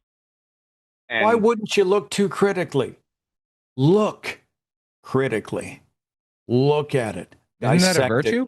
Treat it like you would treat any competing faith or any truth claim. Mm-hmm. Take an X-Acto knife to it. Figure out what's inside, how it works. Is there anything there worth latching onto, or are there things you should reject? And be honest with yourself if you stumble across a verse or a story in the Bible that isn't beautiful. Like the bitter water story in the Old Testament. There's a wife, and it's suspected she got pregnant by a man who wasn't her husband. So what do they do with her? They drag her in front of an all-male tribunal, and they take dirt off the floor, and they mix it with something else, and they force her to drink it. And if she is an adulteress, the fetus is flushed out of her body, and she is exposed the harlot. AKA abortion. That's not a great story. It's not a beautiful story. It's not a moral story. So instead of blinking and saying, well, I don't understand, but it's, his will be done. God uses the foolish things to shame the wise. I'm not going to trust in my own understanding, blah, blah, blah. It's fine to say, that's awful, and I can't justify it morally. And then to go down that road and see where it takes you. There's a lot of that stuff in the Bible, a lot of opportunities for those types of challenges. And give yourself the authority to take those journeys, okay? All right. Thank you, guys. Yeah. Absolutely. Thank you. Thank you for your conversation. Seth, Owen, have a good one. All right. We'll see you later. You too. Take care. Tennessee. They just had a big conference in Tennessee, the NanoCon event in Nashville. Didn't get a chance to go this year. But 2 weeks from this weekend, I and a bunch of other people are going to be at BajaCon, the Blue Water Atheist Humanist event in Sarnia, Ontario. It's about 90 miles north of Detroit, Michigan. It is one of my favorite events of the year. And not only is there great, Andrew Seidel's going to be there, and Dan Barker's going to be there. Melanie Treesick King is going to be speaking there. And Forrest Valkai and Erica Gutsick-Gibbon, we're all doing individual speeches, but on Saturday night, we're all doing like a kind of a three-way thing on stage. It's a lot like the show we just did in Tulsa recently. So we're going to go up on a Saturday night, and we're kind of like, dinner and a show. So we're going to go up and we're going to banter with the audience and have some fun. We're going to read some of our hate mail. And then Forrest came up with an idea, and I can't believe he talked me into it, but he did. He said, there's a thing that people are doing where you go and you book a photo shoot at a local J.C. Penney. They have these little photo booths or whatever. And you purposefully go in and take the cringiest pictures that you can. And we bought outfits. We bought like turtlenecks. I think there were monkey costumes. Were they monkeys or bears? Monkey costumes, complete with tails. We just did the cheesiest, most awful. One of them, I looked like Jeffrey Dahmer. And we took an hour's worth of photos, and we are going to take a section of that and show the pictures to the audience. It's going to bring the house down. But BajaCon's coming up. I know the FFRF National Convention, that's a little later in the year. October has Rocket City Reason in Huntsville, Alabama, of all places. And you can see links to all that on my website, thethinkingatheist.com/events. And I'm all about trying to get together and hang out with people and connect. I don't know about you. I spend a lot of time in the studio, Owen. I need human interaction with people who make me feel like I'm not alone and I'm not crazy. You? 100%. Oh, absolutely. I love going to conferences. Of course, I had a kid recently, so I haven't been to a conference in a while. What part of the world do you live in? Are you in a more progressive place, or are you like me, where every other person's wearing a red hat? I'm from Manhattan, but I just moved out of Manhattan, and I live right outside of the city now. So I'm in a pretty progressive. I'm in Pennsylvania, so at the moment. We got a guy at the end of my street, and he's got this shitted out pickup truck with a Trump hat wedged facing outward in the dash, so you can see Trump through his front window, and he backs his truck up so that everybody who drives and walks by sees Trump. And I just like, oh, God, get me out of this town. That's classy. You're in Oklahoma, is that right? Oh, yeah. I'm in white bread, corn-fed, red state Jesus town, Tulsa, Oklahoma, born and raised. And there's a lot about the city that I do love. And the people are kind, and it's a well-organized city. The cost of living is really the big reason we've stayed. And, you know, our friends, our tennis team, our friends are all here. But it's frustrating. There's like 7,000 Christian churches in the state of Oklahoma. And there's so much Christian privilege. A group of Muslims just tried to get a permit to build a mosque in a suburb near here, about 20 minutes from here. Denied, lawsuits filed. Everybody's freaking out because the Muslims are coming. And in this state, when you say Muslim, they just think bomb-carrying terrorist because they have no idea what they're talking about. That's what it's like living in this part of the world. True bastions of religious freedom over there, huh? It is true. It is true. Big tents. Read your Constitution. Gary is dialing in from Maryland. Hey, Gary, you're on with Owen and Seth. Thanks for waiting. What's up? Hello, Seth and Owen. Hello. I spoke with you and someone else just a month or two ago, and I had a bad phone. I hope this one is better. Sounds okay so far. What do you got for us? I'm calling about one of the underlying causes that made me hold on to my religion so long, and I think it's almost a universal thing. Because we have no experience with non-existence, it's easy for our brains to think that there is an eternal afterlife for us. Right. That makes sense. Because we don't have experience with non-existence, it's easy for us to assume that there's something beyond. Is that what you're saying? Yes.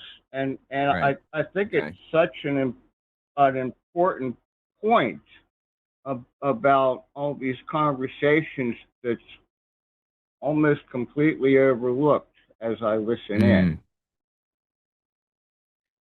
Yeah, I think we've heard a lot of watchmaker arguments. In fact, I think that's pretty much all anybody offered us this time around, the watchmaker argument, which is we know that, we see a watch on the beach, we know it was created, and we see the earth, and we should assume that it was created as well.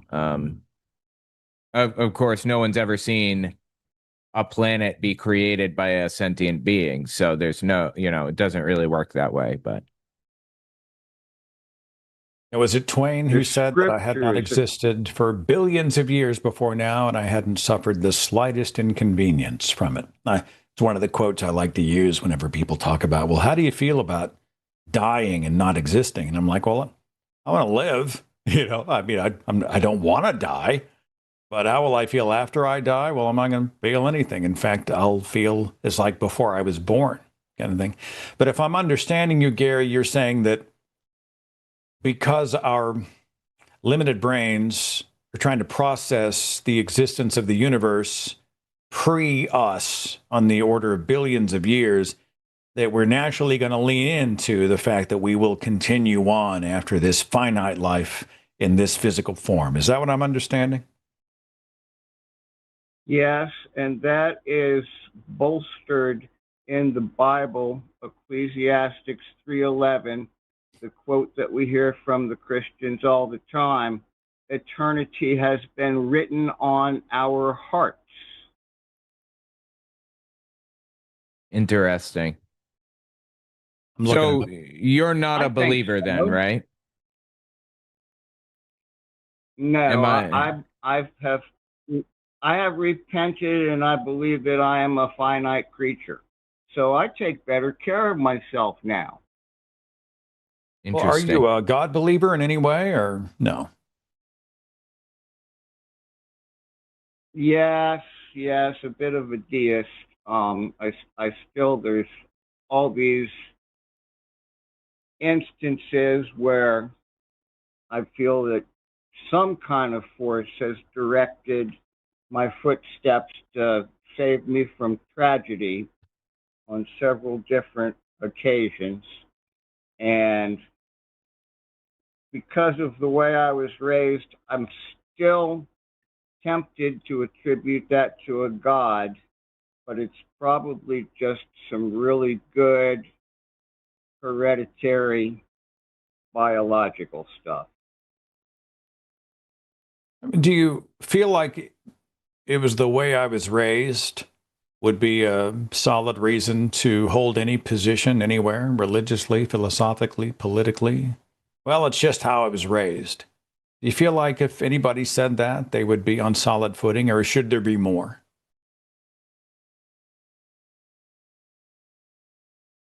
I'm not surprised that so many people do say that. But you just said for me, I'm glad I have more. What do you have? Like, if I'm an atheist and I don't believe in a deistic deity, what do you have that I might be lacking? Oh, absolutely nothing. We're both in the same boat. Did Arden put me through as a deist or something? I am atheist. Oh, I thought you said you were a deist. Those were your words 2 minutes ago. Yes, I was. I'm leaning away from it. I don't think she marked you down specifically, just gave us notes on the conversation, and that's it. So we're just going off of what you're telling us. That's all. Well, I'm glad I got to chat with you, and you understand the reason for my call. This fact that we have no experience with non-existence is making it easy for people to believe that they will continue forever. And it just makes it so easy for the preachers to sell what they're selling, even though reason shows us it's not true. Right? Interesting. Yeah. All right, Gary. Thank you for calling. We appreciate it. Oh, I guess we lost him. There are 1,000 gears in the belief machine. People are religious, or believe in a God or spirits or whatever for a ton of individualized reasons. And there's a lot of overlap. I think some people think, well, it all came from something, therefore God. Or They're afraid of dying and they want to go to heaven where they'll be reunited with the people that they miss and love and care about. So that's appealing. It's an identity. It's what I've always known. It's the world I live in. I'm afraid if I express doubt that I'll lose my tribe. I'm easily persuaded by supernatural stories, etc. I mean, there are so many reasons that people hold to a God belief. I don't think it fits in a box. You have any thoughts on that? No, I agree. I don't think I have a whole lot to add to it. Yeah, completely agree. Phone lines are wide open. Looks like I've got an open switchboard. We burned through a few in relatively short order. Sometimes you do a call and it goes on for 45 minutes. And I think we've been averaging between 15 and 20 per, which opens things up. And there is space if anybody wants to dial in to talk about your faith, why we should be people of faith, what's the evidence for God or spirits, the supernatural, heaven, hell, etc. I came from a literal heaven-hell background. I mean, heaven awaits the righteous, mansions in heaven, gates of pearls, or pearly gates. Yeah, streets of gold, pearly gates, jewels in your crown, all that kind of stuff. And it's funny, Owen, because when I was more afraid of death when I was a Christian. Even though I thought I was going to go to heaven. Is that freaky? I don't know. It's hard for me to put those things together in my brain. Yeah, I think my dad had like this heart problem. He needed open heart surgery when I was like 14, and he wouldn't get it because he refused a blood transfusion, and the doctors would not give him that surgery unless he agreed to a blood transfusion. It's wild. So he ended up living. He was okay. But I had to kind of come to terms with death at that point. And I think I actually did at that time. No, not so much. Not a fan of the fact that I'm just going to cease existing one day. But, it is what it is. What can you do? Not to pry too much, but when your dad refused the transfusion and survived, did he see that as kind of like divine intervention? I survived because God, I was obedient and God spared me. No doctors would give the surgery, but a doctor came all the way from like Cincinnati or something. It was like 3 hours away and said, I'll give you some stents instead of the open heart surgery, which will put it off a little bit, but you'll get to live. He eventually did get the open heart surgery, quadruple bypass or whatever. And he did not have a blood transfusion and he turned out fine. But anyway. What's the reasoning on blood transfusions? Why is that a sin? Well, there's a verse in the Old Testament that basically says you should not eat blood. The original word used means to devour through your mouth and into your stomach. It does not mean don't consume it. And it certainly, in any form at all. And it certainly didn't mean don't use it to save a life.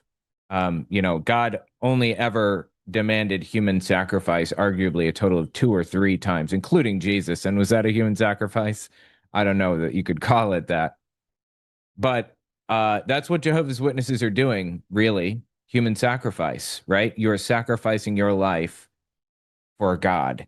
I would argue it's absurd to refuse a blood transfusion on behalf of, or for your faith, for your beliefs.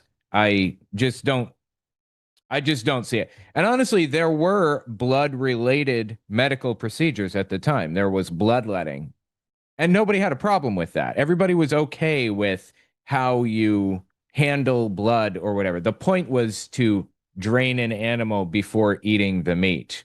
That's how Jews today interpret it. That's how they interpreted it back then. But Jehovah's Witnesses just refuse to accept that as an answer, sadly. So like the Christian Scientists, how are not people like denying their children blood transfusions at the potential cost of their lives? How are they not being brought up on charges? Or maybe they are.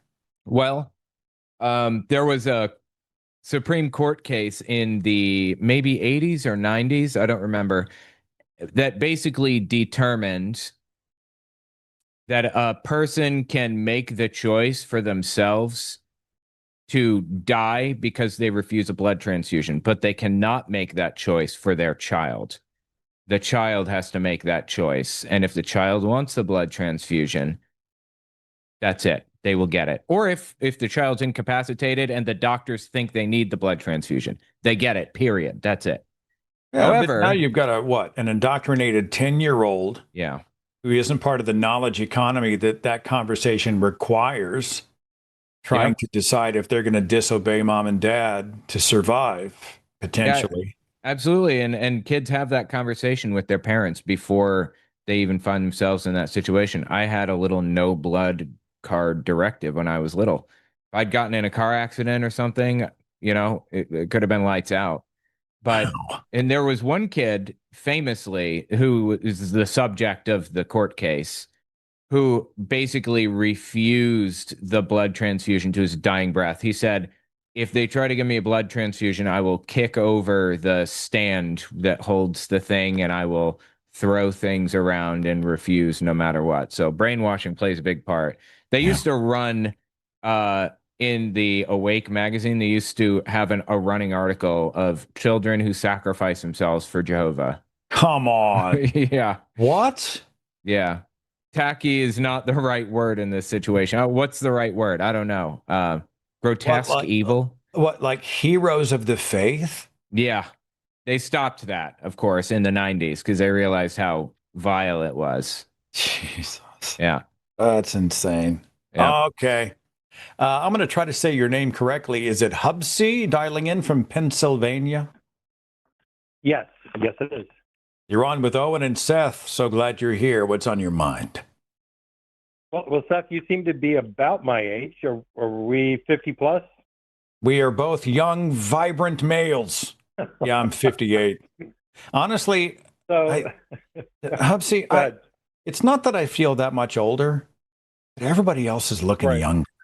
Right? Everybody's young and hot, and they got a skinny waist and good skin, and all I know is I wake up every day and I look in the mirror and I feel more like my father.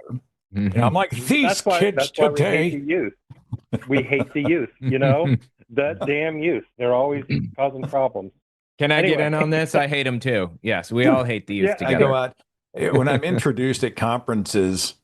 I was called, I think Noah, when he and I did a headliner at Cincinnati at the Anderson Center, he called me the godfather of atheist podcasting. And I'm like, Jesus, it sounds like the elder statesman. Like I've just about hit the age where they're like, you have now outlived your usefulness. You must wander the wilderness until you are eaten by animals. Right. Anyway. Honestly, I wouldn't trade my 50s for anything. I'm in a good place in my life, and I'm very, very thankful and fortunate. So what's on your mind? What do you want to talk about? And I would say I agree. 50 years, I was raised Catholic. I hit college, became hardcore, read The Selfish Gene, became hardcore atheist, and have been for about 3 decades now. But, and here's the but, the last couple of years, I've lost both of my parents, and now I'm at the chopping block for death, I suppose, because I'm the next one up.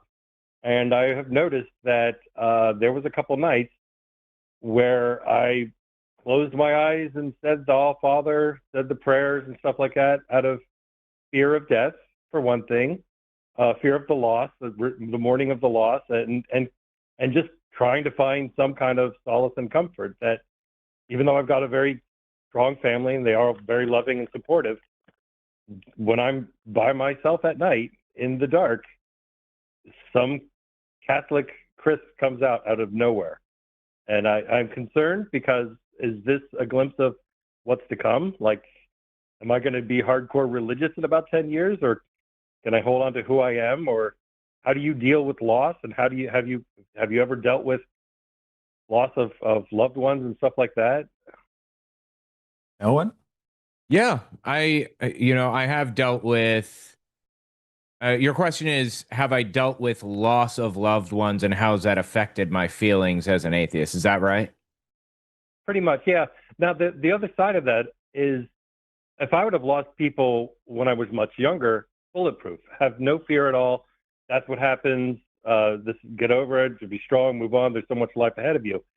I don't have much life ahead of me now. I've got maybe at best 70 years left, I'm assuming. 70 years, damn. If I sacrifice to the right deities, maybe 80 years. I don't know. But my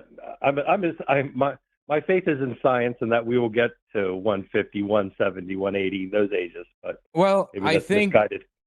I have lost. Yeah, I never lost anybody in my life really until 5 years ago or so.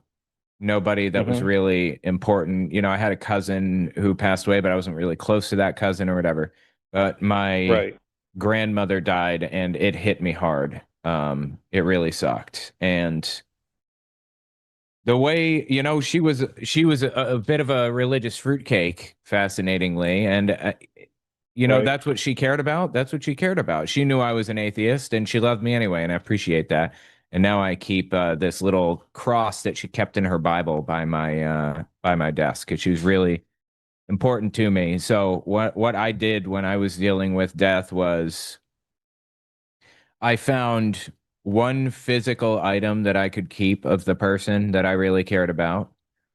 One philosophy, one tradition, or one worldview, one value that she prized, and one tradition, right? So she believed she was she was a good person, and she believed we should take care of people, love them. Pretty much the epitome of what Jesus stood for, I guess you could say.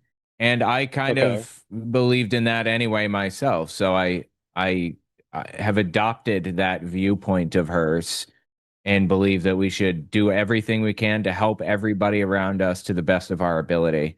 But facing death down like that has sucked. Maybe even more so as an atheist. I guess it depends. Some evangelical people probably have a harder time with death than I do because of the fear of hell and everything else. I don't live with that fear. But it definitely is not fun knowing that it's all, the party is coming to an end at some point, right? I see what you're saying. I mean, I have taken comfort in a lot of the times when you hear, like Seth and Matt will say stuff like, what if God rewards you for using your brain? And that's kind of like, I really don't know what a God would want. And all I know is I have a brain. And I'm pretty much sure that we're supposed to be questioning everything and trying to figure out stuff. And what if that gets me rewarded? And otherwise, why don't I just shut up and just do my thing? So, yeah. Yeah, absolutely. I figure God will, if we were really created by God, he would want me to use my brain for sure.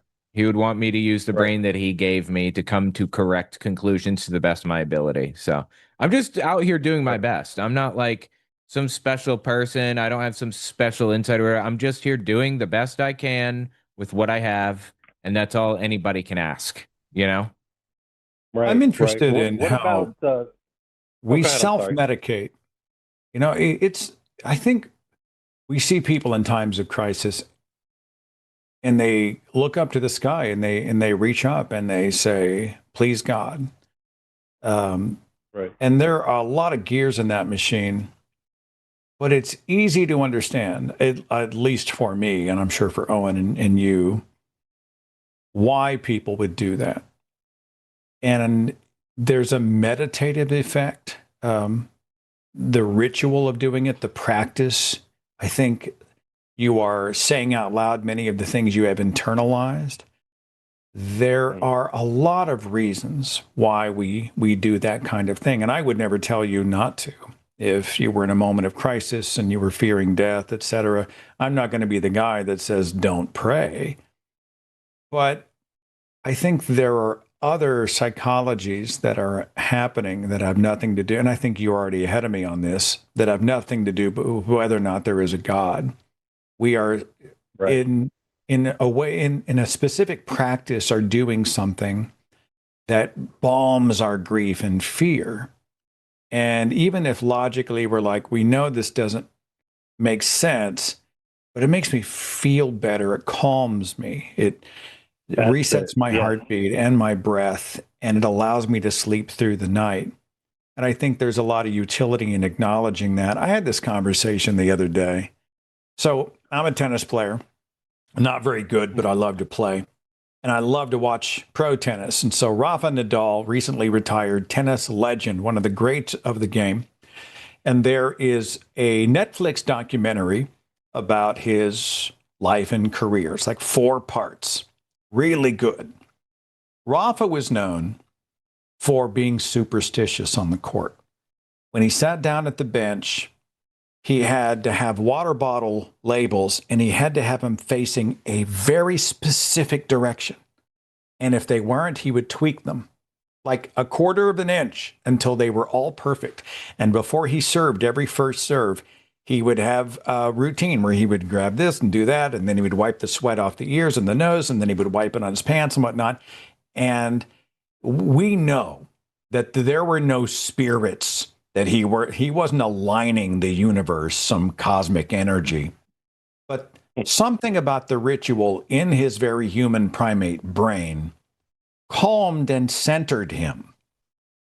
And for that reason, I'm like, if that's what you have to do to be the number 1 player in the world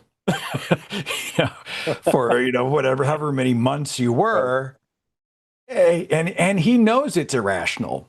He knows, I know it's irrational. I'm not proud of it, but something about the ritual of it, it just centered me. And it took me out of my nervousness and allowed me to be better. I would never take that away from him. And I know a lot of people would ridicule him for being superstitious, but I look at it and I think, hey, if it worked, it worked. And for you, I think you understand. You're not cheating yourself by saying, well, I believe someone is there to receive my prayer. All you're saying is honestly saying the process of doing it comforts me. And for me, that's enough for now. I mean, am I misrepresenting you, or is that fair? No, you're absolutely right. That's absolutely what it is. It gives me a chance to, like you said, shut my brain down calmly at night. Otherwise, it nerve wracks me to the point where I can't sleep. But the thing that I observe is, why do we do that as humans? Why is that such a stupid thing that we do? My cat couldn't give an absolute crap if I were to just drop dead right now. She might wonder where her food is, but she's not going to do ritualistic things. She doesn't put rocks around and inverted torture devices to show her love for me. Why do we do it? And what kind of possible evolutionary advantage could this give us that we need to have some kind of ritualistic activities to keep ourselves sane? Man, I don't know if you could ask a broader question, but it will not be answered on this show. But I will say this. There's a guy, he is a neuroscientist, a computational neuroscientist, and one of the freaking smartest people I've ever interviewed. His name is Dr. John Wathey, Wathey. And he wrote a book. It's thick. And cerebral and holy shnikes. But it's called The Illusion of God's Presence. And it speaks to many of the evolutionary reasons that we often will lean into a parental figure, this idea of a parental God, a father God. We are infantile, we are helpless, we must be guardianed by this divine presence, right? And there are a lot of evolutionary reasons. There are things that can be triggered in us biologically through external stimuli, which reactivate some of the things that we thought and felt and did when we were infants, when it came to our parental figures. This can be reactivated when we're older, but we reframe it in terms of God's. We see a chaotic world, we take comfort in thinking somebody's in control. We lose a child in a car accident and we say, I can't live in a world where I'm not reunited with my baby. The idea of being reunited in heaven, that's good medicine. That gets me through the day. I mean, we understand there's a ton of reasons why people hold on to beliefs in the supernatural. And I think we have to approach so many of those with empathy and compassion. and to not call people names and to not diminish them or diminish the reasons that they do the things they do. And I certainly wouldn't do that with you. I think you're you sound extremely self-aware. You know, hey, look, I don't know if it makes sense. I just know that the ritual helps me. Okay, I wouldn't judge that. I love that assignment you gave me. I'm going to look that up. That might give me some insight so I can approach this more rationally and understand why my mind goes to that. That it is, Wathi is smart and I'm stupid. I read his book, but I had to read it in sections. I was getting ready for the interview, and I still hadn't finished it when I did the interview, and I'm like, Jesus, dude. I mean, so it's not a light read. But if we see it as, you know, it's baked into us, but not because there is a God, but because we are biological creatures, right? Then I think it makes a whole lot of sense. And as far as, like, you know, the fear of our mortality, we buried a parent a few years ago. I buried my father. I remember we had this conversation. We're like, well, we're next. Right? That's Next exactly up on the what hit roster. you with that night. It's very self-centered, but it's accurate. That was our buffer. My buffer is gone. Yeah. I am now next. And we're like, holy shit, the clock is ticking. And it's understandable that sometimes we'll deal with that stuff in rational and irrational ways. But as long as you're aware of it and you're taking the journey, I don't think you're asking questions that are unhealthy at all. I think it just makes you human. And it's okay. You know, we love life. Life is precious. Seize the day, maximize the moments, and try to pursue truth wherever we can. But if a prayer ritual helps you sleep at night, I would never cheat you out of that. Go for it. And and you know what? In addition to that, there have been lots of studies about what people at their end of their life say, like what they wish they had done differently. And one of the most popular things is, I wish I didn't worry more. I wish that I had just enjoyed the time that I had and not wrung my hands in fear of what might happen, or would I just let the chips fall where they fall? We are here for a finite amount of time, and it's a complete waste to live in fear over what might happen when you can't control it anyway. Nobody, not one person in this study, if I'm remembering correctly, regretted doing something, but many regretted not doing something. You know, like nobody regretted going to climb like Mount Everest or whatever. Nobody regretted whatever thing that they wanted to do, but many wish that they had. So live life while you can. YOLO, as the kids say, right? Are the kids saying that? I'm not sure. Hey, Hupsy, maybe one day we can meet in person. I'll buy you a drink and we'll bitch about the under 30 crowd and how skinny they are and how good their skin is and how they're going to live forever. All right. We'll just sit around and talk like a bunch of cranky curmudgeons. Well, thank you guys very much. Yeah. Enjoy the rest of your day. All right. We'll see you later. You too. Oh, these kids today. Kind of thing. I'm one of those guys, though. It's like in the atheist activist space. I look around and I see a lot of young blood and I see a lot of fresh faces, and I get excited. I just think it's amazing. Now, there's a lot less of the just direct, nonstop atheist stuff, because I think in the current climate, the Christian nationalist rise and our current political situation, I think you talk more about humanism, which speaks to politics and the culture wars, et cetera. And my show's been that way very much as well. Mm-hmm. And on this channel and others, we see us talking about the United States embedded into the world that we live in, et cetera. But when I see, a lot of the young blood, the fresh blood, and really smart people, many much more smart than me. Hell, I was on stage with Erica and Forrest, and I thought, I'm an idiot. These two people are geniuses, and I'm an idiot, right? I'm the guy who took 30 years to figure out a donkey didn't speak Hebrew, and they're both this close to getting their PhD in, primatology and evolutionary biology. And I'm over here going, holy shit, but I get excited being around that kind of stuff. So made me smile. Anyway. Absolutely agreed. Yep. I love talking to them about stuff. It's fascinating. and there's no short answer. They do like 6-hour live streams. How do you even maintain that? Right. I think they did one that ran like 10 hours. The producer on that show, I don't know if it was Art, I don't know who was doing it, but they deserve a medal and a month off, is all I'm saying. Absolutely. Let's take a look here. I'm sure I'm going to say your name incorrectly. Is it Freiby? E-I sounds German. Is it Freiby? No, it's actually Freiby. That's Freiby. Spanish. Freiby. Freiby. Yes, E-I in Spanish sounds like A. So oh, you're very kind. Well, Freiby. Thanks for correcting me. Freebie, New Jersey. Welcome. You're on the air with Owen and Seth. Let's talk. Seth, if you allow me just 10 seconds to be a fanboy here, I'm a huge fan of yours. I have all your books. I have a couple of them signed by you. So first time I've been able to speak with you, and it's the world. It means the world to me. Oh, it's an honor, man. I'm so glad. Thanks for the kind words. You're in good company. I was also a fan of Seth when I was not a YouTuber myself. Still a fan of Seth, actually, but yeah. Really? I'm like, really? Stop. Okay, go ahead. Keep going. So let's talk, Freebie. What are you thinking today? Yeah, so just mentioning something from the last call about rituals.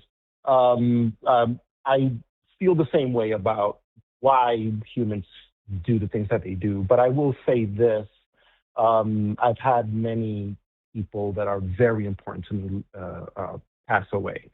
And I was fortunate enough to go through the ritual of my dad passing away and him being a Catholic and my family being Catholic. They went through the whole ritual of,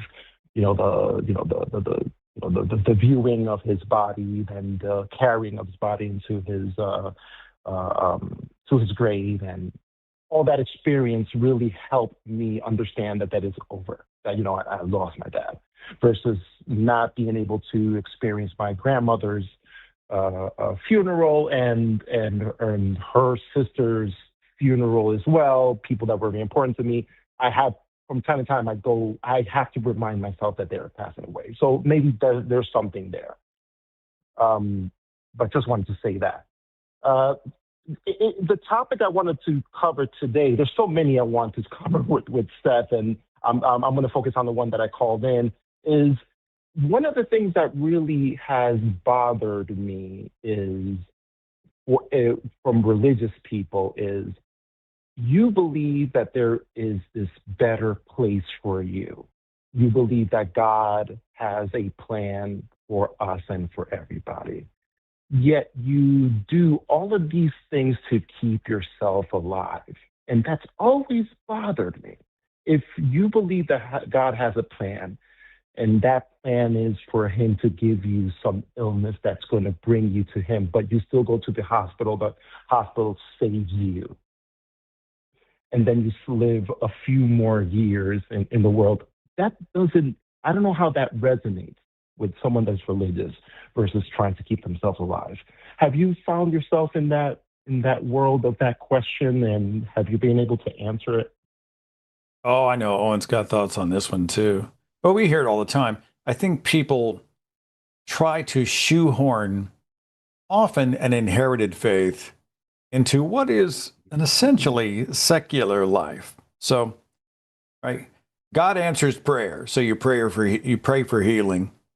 At the same time, you rush somebody into the emergency room and they are admitted to the hospital, and then they have to have emergency surgery. So then you go out and you say prayers like this: Lord, we ask that you guide the hands of the surgeon and help the medicine to do its work, right? And we see all the time people, they use the window dressing of religious language, but they live as if there is no God. Divine protection, please protect us, Lord. And then they lock every door and they turn on their security systems and they load their handguns because, well, they act as if God isn't coming to save the day. They exist in ways where they are doing all the acting and reacting, but God becomes kind of the window dressing. Here's the one that cooks my noodle. So they're always like, come, Lord Jesus. We can't wait for Jesus to return. Jesus is going to appear in the sky. The trumpet will sound. He appears like a thief in the night. The dead shall rise, and we will all go to meet him in heaven, and we're going to go to heaven, to the happiest, happiest, happiest, happiest place in the history of history. It's going to be amazing. I can't wait for heaven. I can't wait for Jesus' return. Well, in order for Jesus to come back, the end time scenario has to activate, which means all the signs and wonders, the rise of the Antichrist, the mark of the beast, etc. So the same people who in one breath are telling me they can't wait for Jesus to come back and it needs to happen soon because heaven's the best place ever, freak out and lose their minds about every headline they read, which supposedly lines up with the end times. So wait a minute. You either want Jesus to come back or you're freaking out, right? Do you want the end times in heaven, or are you terrified of the end times in heaven? And that's the one that freaks me out. Freebie. Yeah, and you know what else? Additionally, people don't seem to, there's no logical consistency to it. People say you have free will on earth, and that's why all the suffering exists, but free will doesn't exist in heaven. God is okay with taking our free will in heaven, but not on earth. And isn't prayer basically the suspension of free will, of people doing things because they want to? There are a lot of, completely ass backward, confusing explanations that make absolutely no sense. And George Carlin, he was talking about how God's got a perfect plan, but then we're praying and asking God to change the plan. Yeah. Right. So explain that to me. So yeah, you make a lot of good points for me. For you, yeah. I remember. No, and that's and I think Owen, you put it correctly. It's in the path of how they're answering the question, right? Because if you talk about prayer being what you ask God for, you can go down that path, and that's what prayer is. But then there's also another path of prayer not being that, but prayer being something more of a conversation more than you asking for things. Because if I have addressed that with ES, where they say, when I say, hey, prayer is asking for things, but God has a plan. It's like, no, prayer is not that in that conversation. Yeah, I mean, whatever you ask in my name, I will do it, that the Father might be glorified in the Son. Sounds to me like if you pray, God will do it. And I've had this conversation. Yes. I said, is there a scenario where you prayed for something? Let's say you prayed for someone that you care about who has cancer. Is there a scenario where God lets you down? Like, if the person's healed, obviously God gets credit. If the person goes into immediate remission, God gets credit. But if the person suffers and suffers and deteriorates and dies in great agony, are you prepared to say that God failed you? And there has never been an example, there's never been a conversation where the believer said, I would absolutely blame God and say you failed me. Because they have in their pocket, well, you know, he did answer our prayer, just not in a way that we can perceive, or pain in this life, but perfection in the next life. God was using it to build our faith in some way, or it's a fallen world and there's only so much God can do considering how sinful we are. They've got all of these excuses where God is always the hero in the story, no matter what the outcome is. That's pretty convenient. Yes, and that's a conversation stopper in my life. Because when people say, I believe in God because it cured my brother, sister, father's cancer, then my response is, it killed my father. Does that mean that there is no God? It's almost like when the tornado hit Moore, Oklahoma, like the fastest winds ever recorded on Earth, 300 plus miles an hour. I want to say, was it 2013 when that twister happened? And Moore had been devastated, I don't know how many times. The city's been wiped out like 3 times in the last 20 years. And people would talk about how, oh, we found a victim in the rubble. It's a miracle. But a person 300 feet away was horribly killed. And I'm reminded of that Betty Bowers quote where she said, thanking God for saving you in a natural disaster is a bit like thanking the serial killer for murdering the family next door, right? So, I mean, talk about cherry picking. If you survive and I get my ass kicked, hey, wait a minute. How is that God's benevolence? He works in mysterious ways. Mysterious Absolutely. ways. Yeah. Freebie, anything else before I move on to our next call?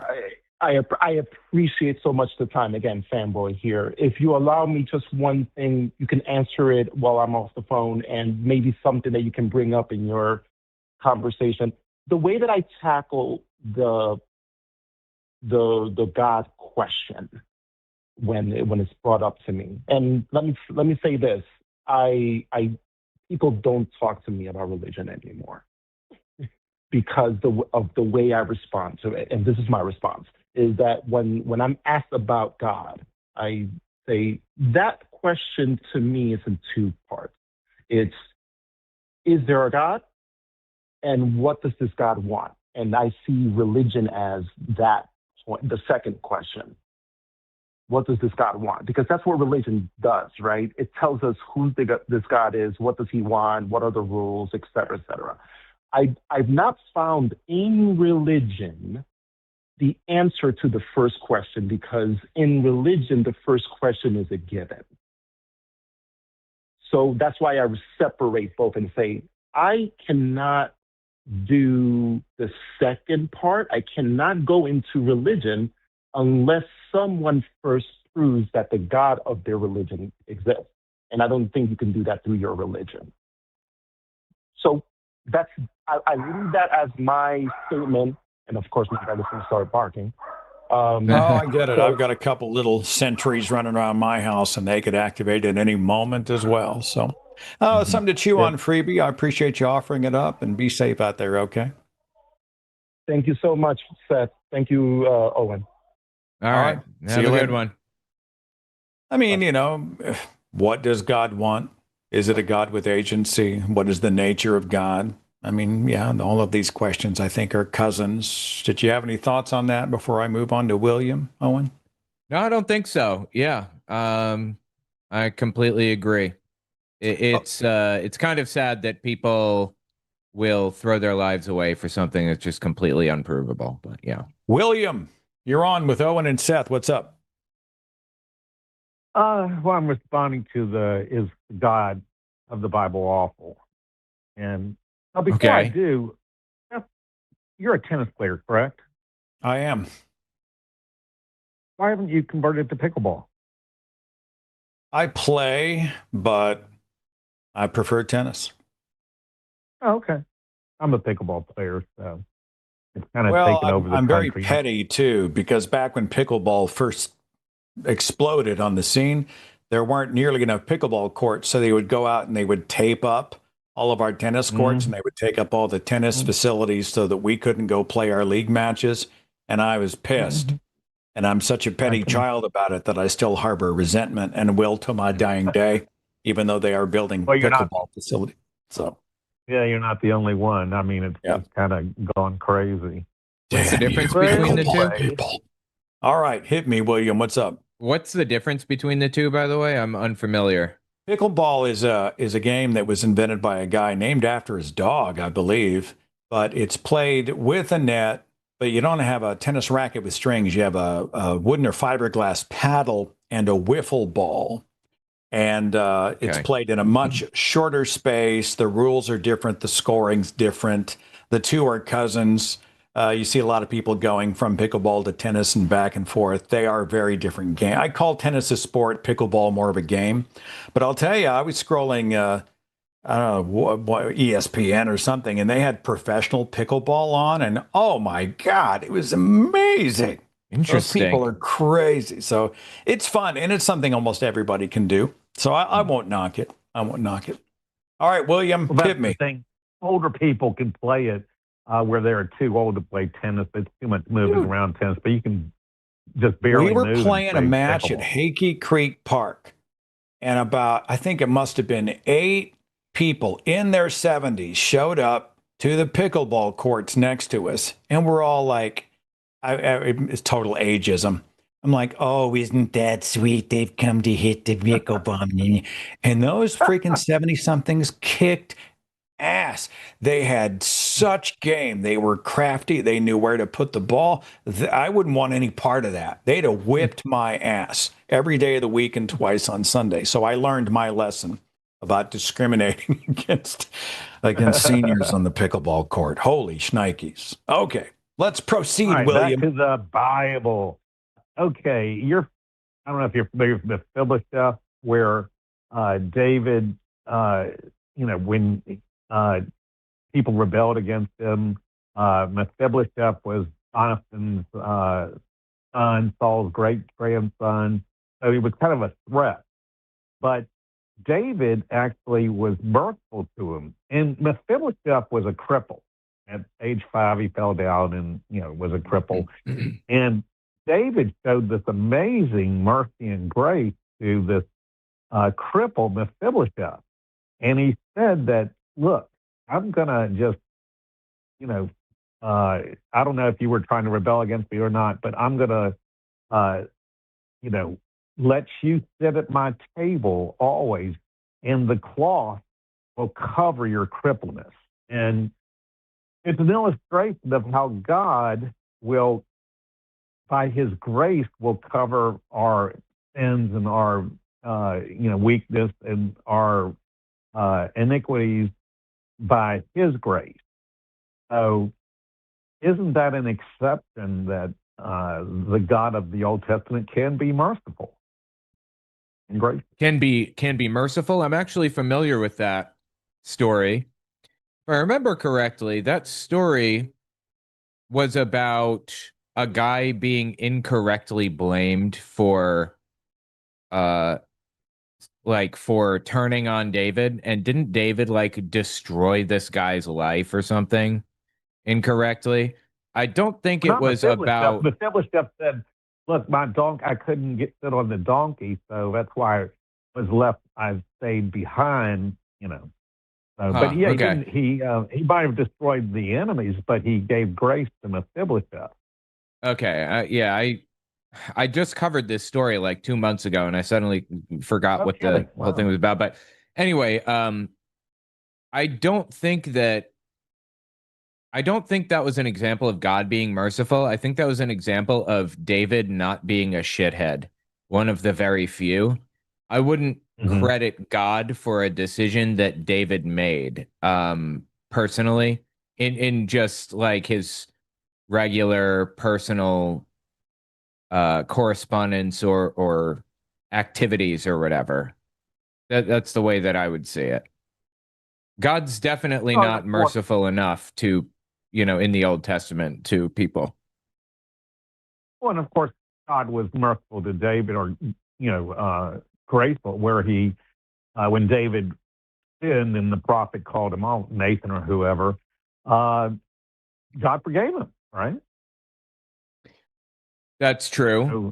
There are many examples of God not forgiving people for very minor things and actually fully committing genocide against others. So I would be hesitant to grant anything to God as far as that goes, because we know what kind of a God the Old Testament God is. He's a monster. Well, in some parts, obviously, with King Saul, when the prophet comes and says, hey, look, I killed your mules, your camels, kids, women, everything. But God says, wait, did I hear a sheep? And he goes, you didn't kill all the sheep. And Saul goes, well, hey, look, I was going to save a few for sacrifice. Give me a break here. And God goes, when I say kill everything, I mean kill everything. So go back and kill the sheep too. So it makes him look like a psychopath there.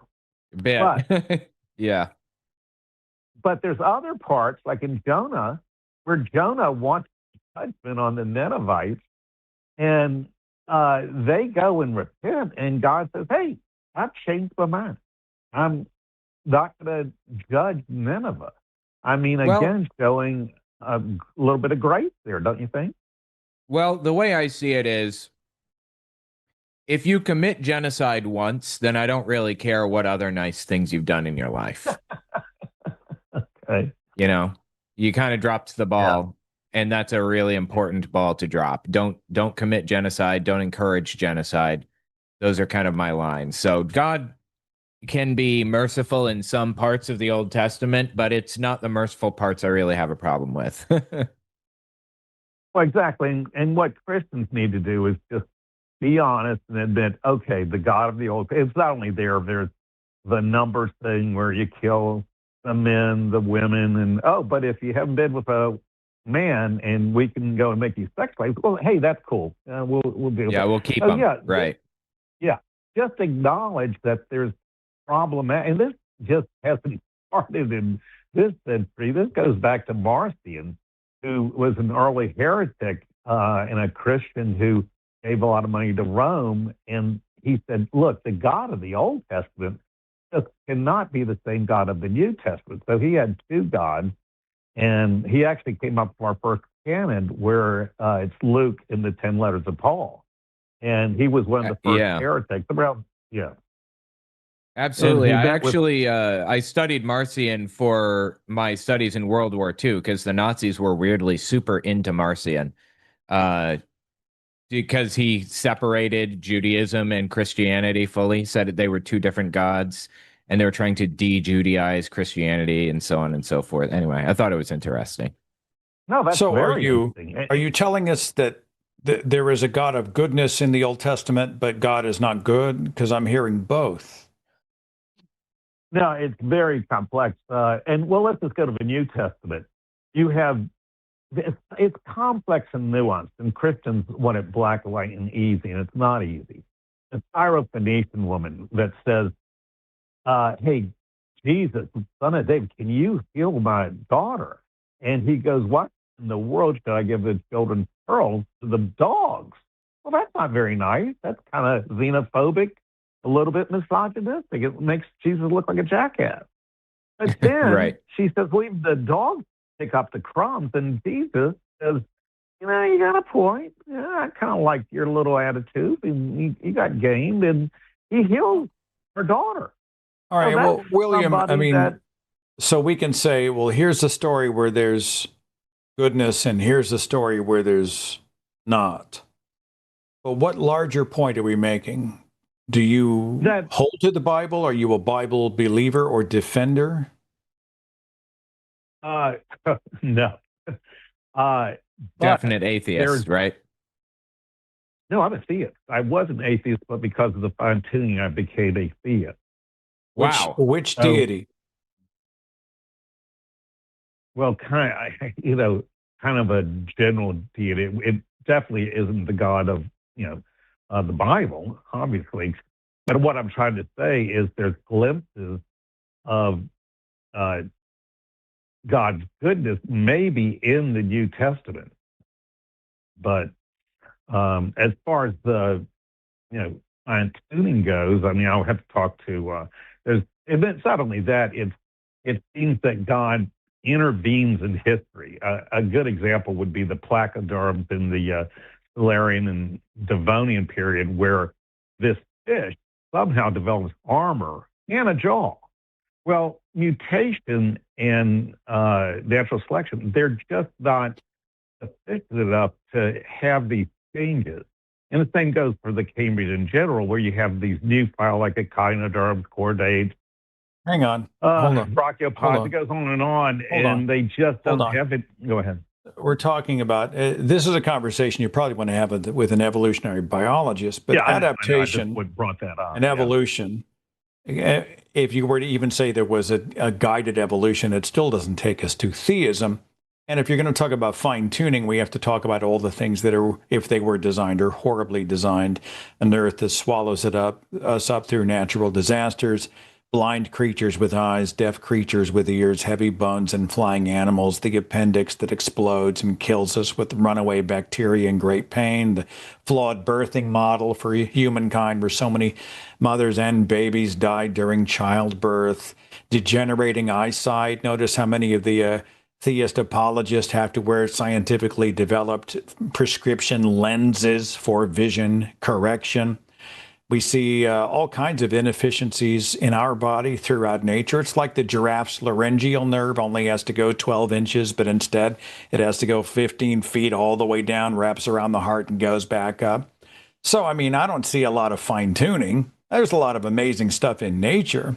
But if there's a designer, he's got a lot of explaining to do, don't you think? Well, that's where the atheists are trying to outguess God. And, that position's already been filled. So, whoa, hang on. Who am I outguessing? If I say, look, flightless winged birds make no sense to me. Whales with pelvises make no sense to me.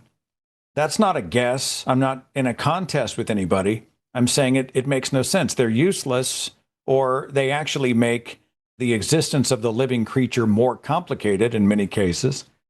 Well, that's not good design.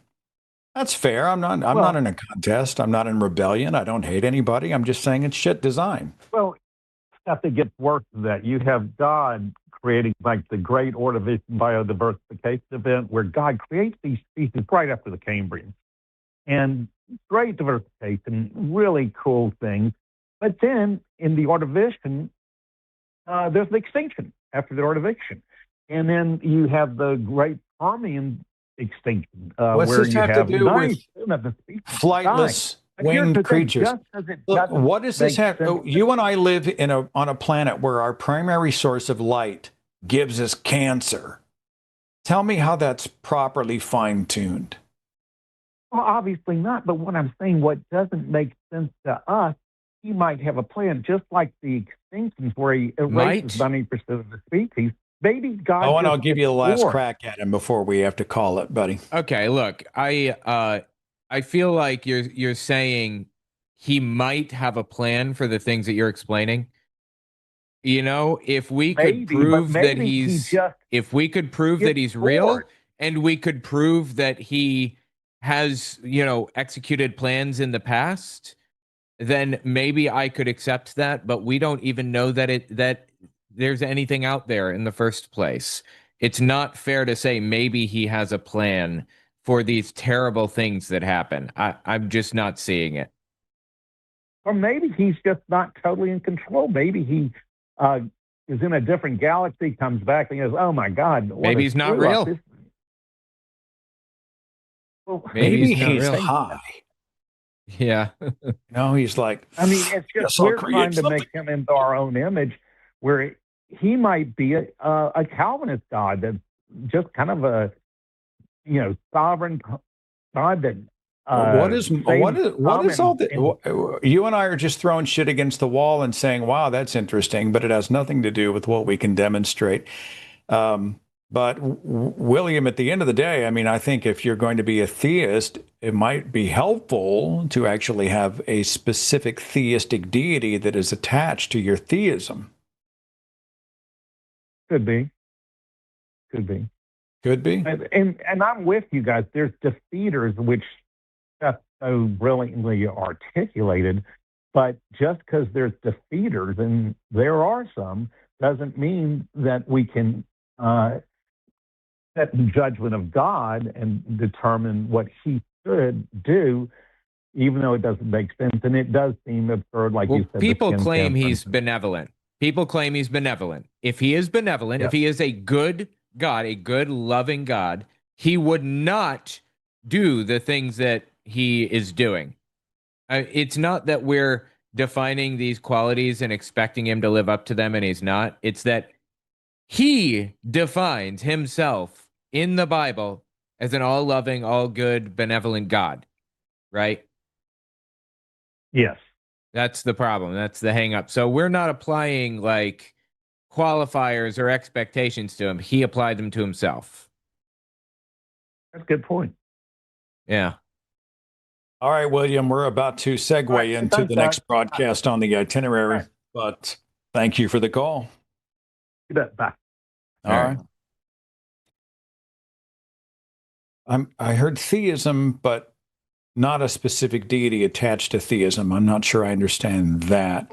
Fine-tuning, except for all the shit that's poorly designed, runs inefficiently or destructively, and who are we to know the mind of God is kind of how I heard us finish out. Did I get that right? Yeah, sounds right.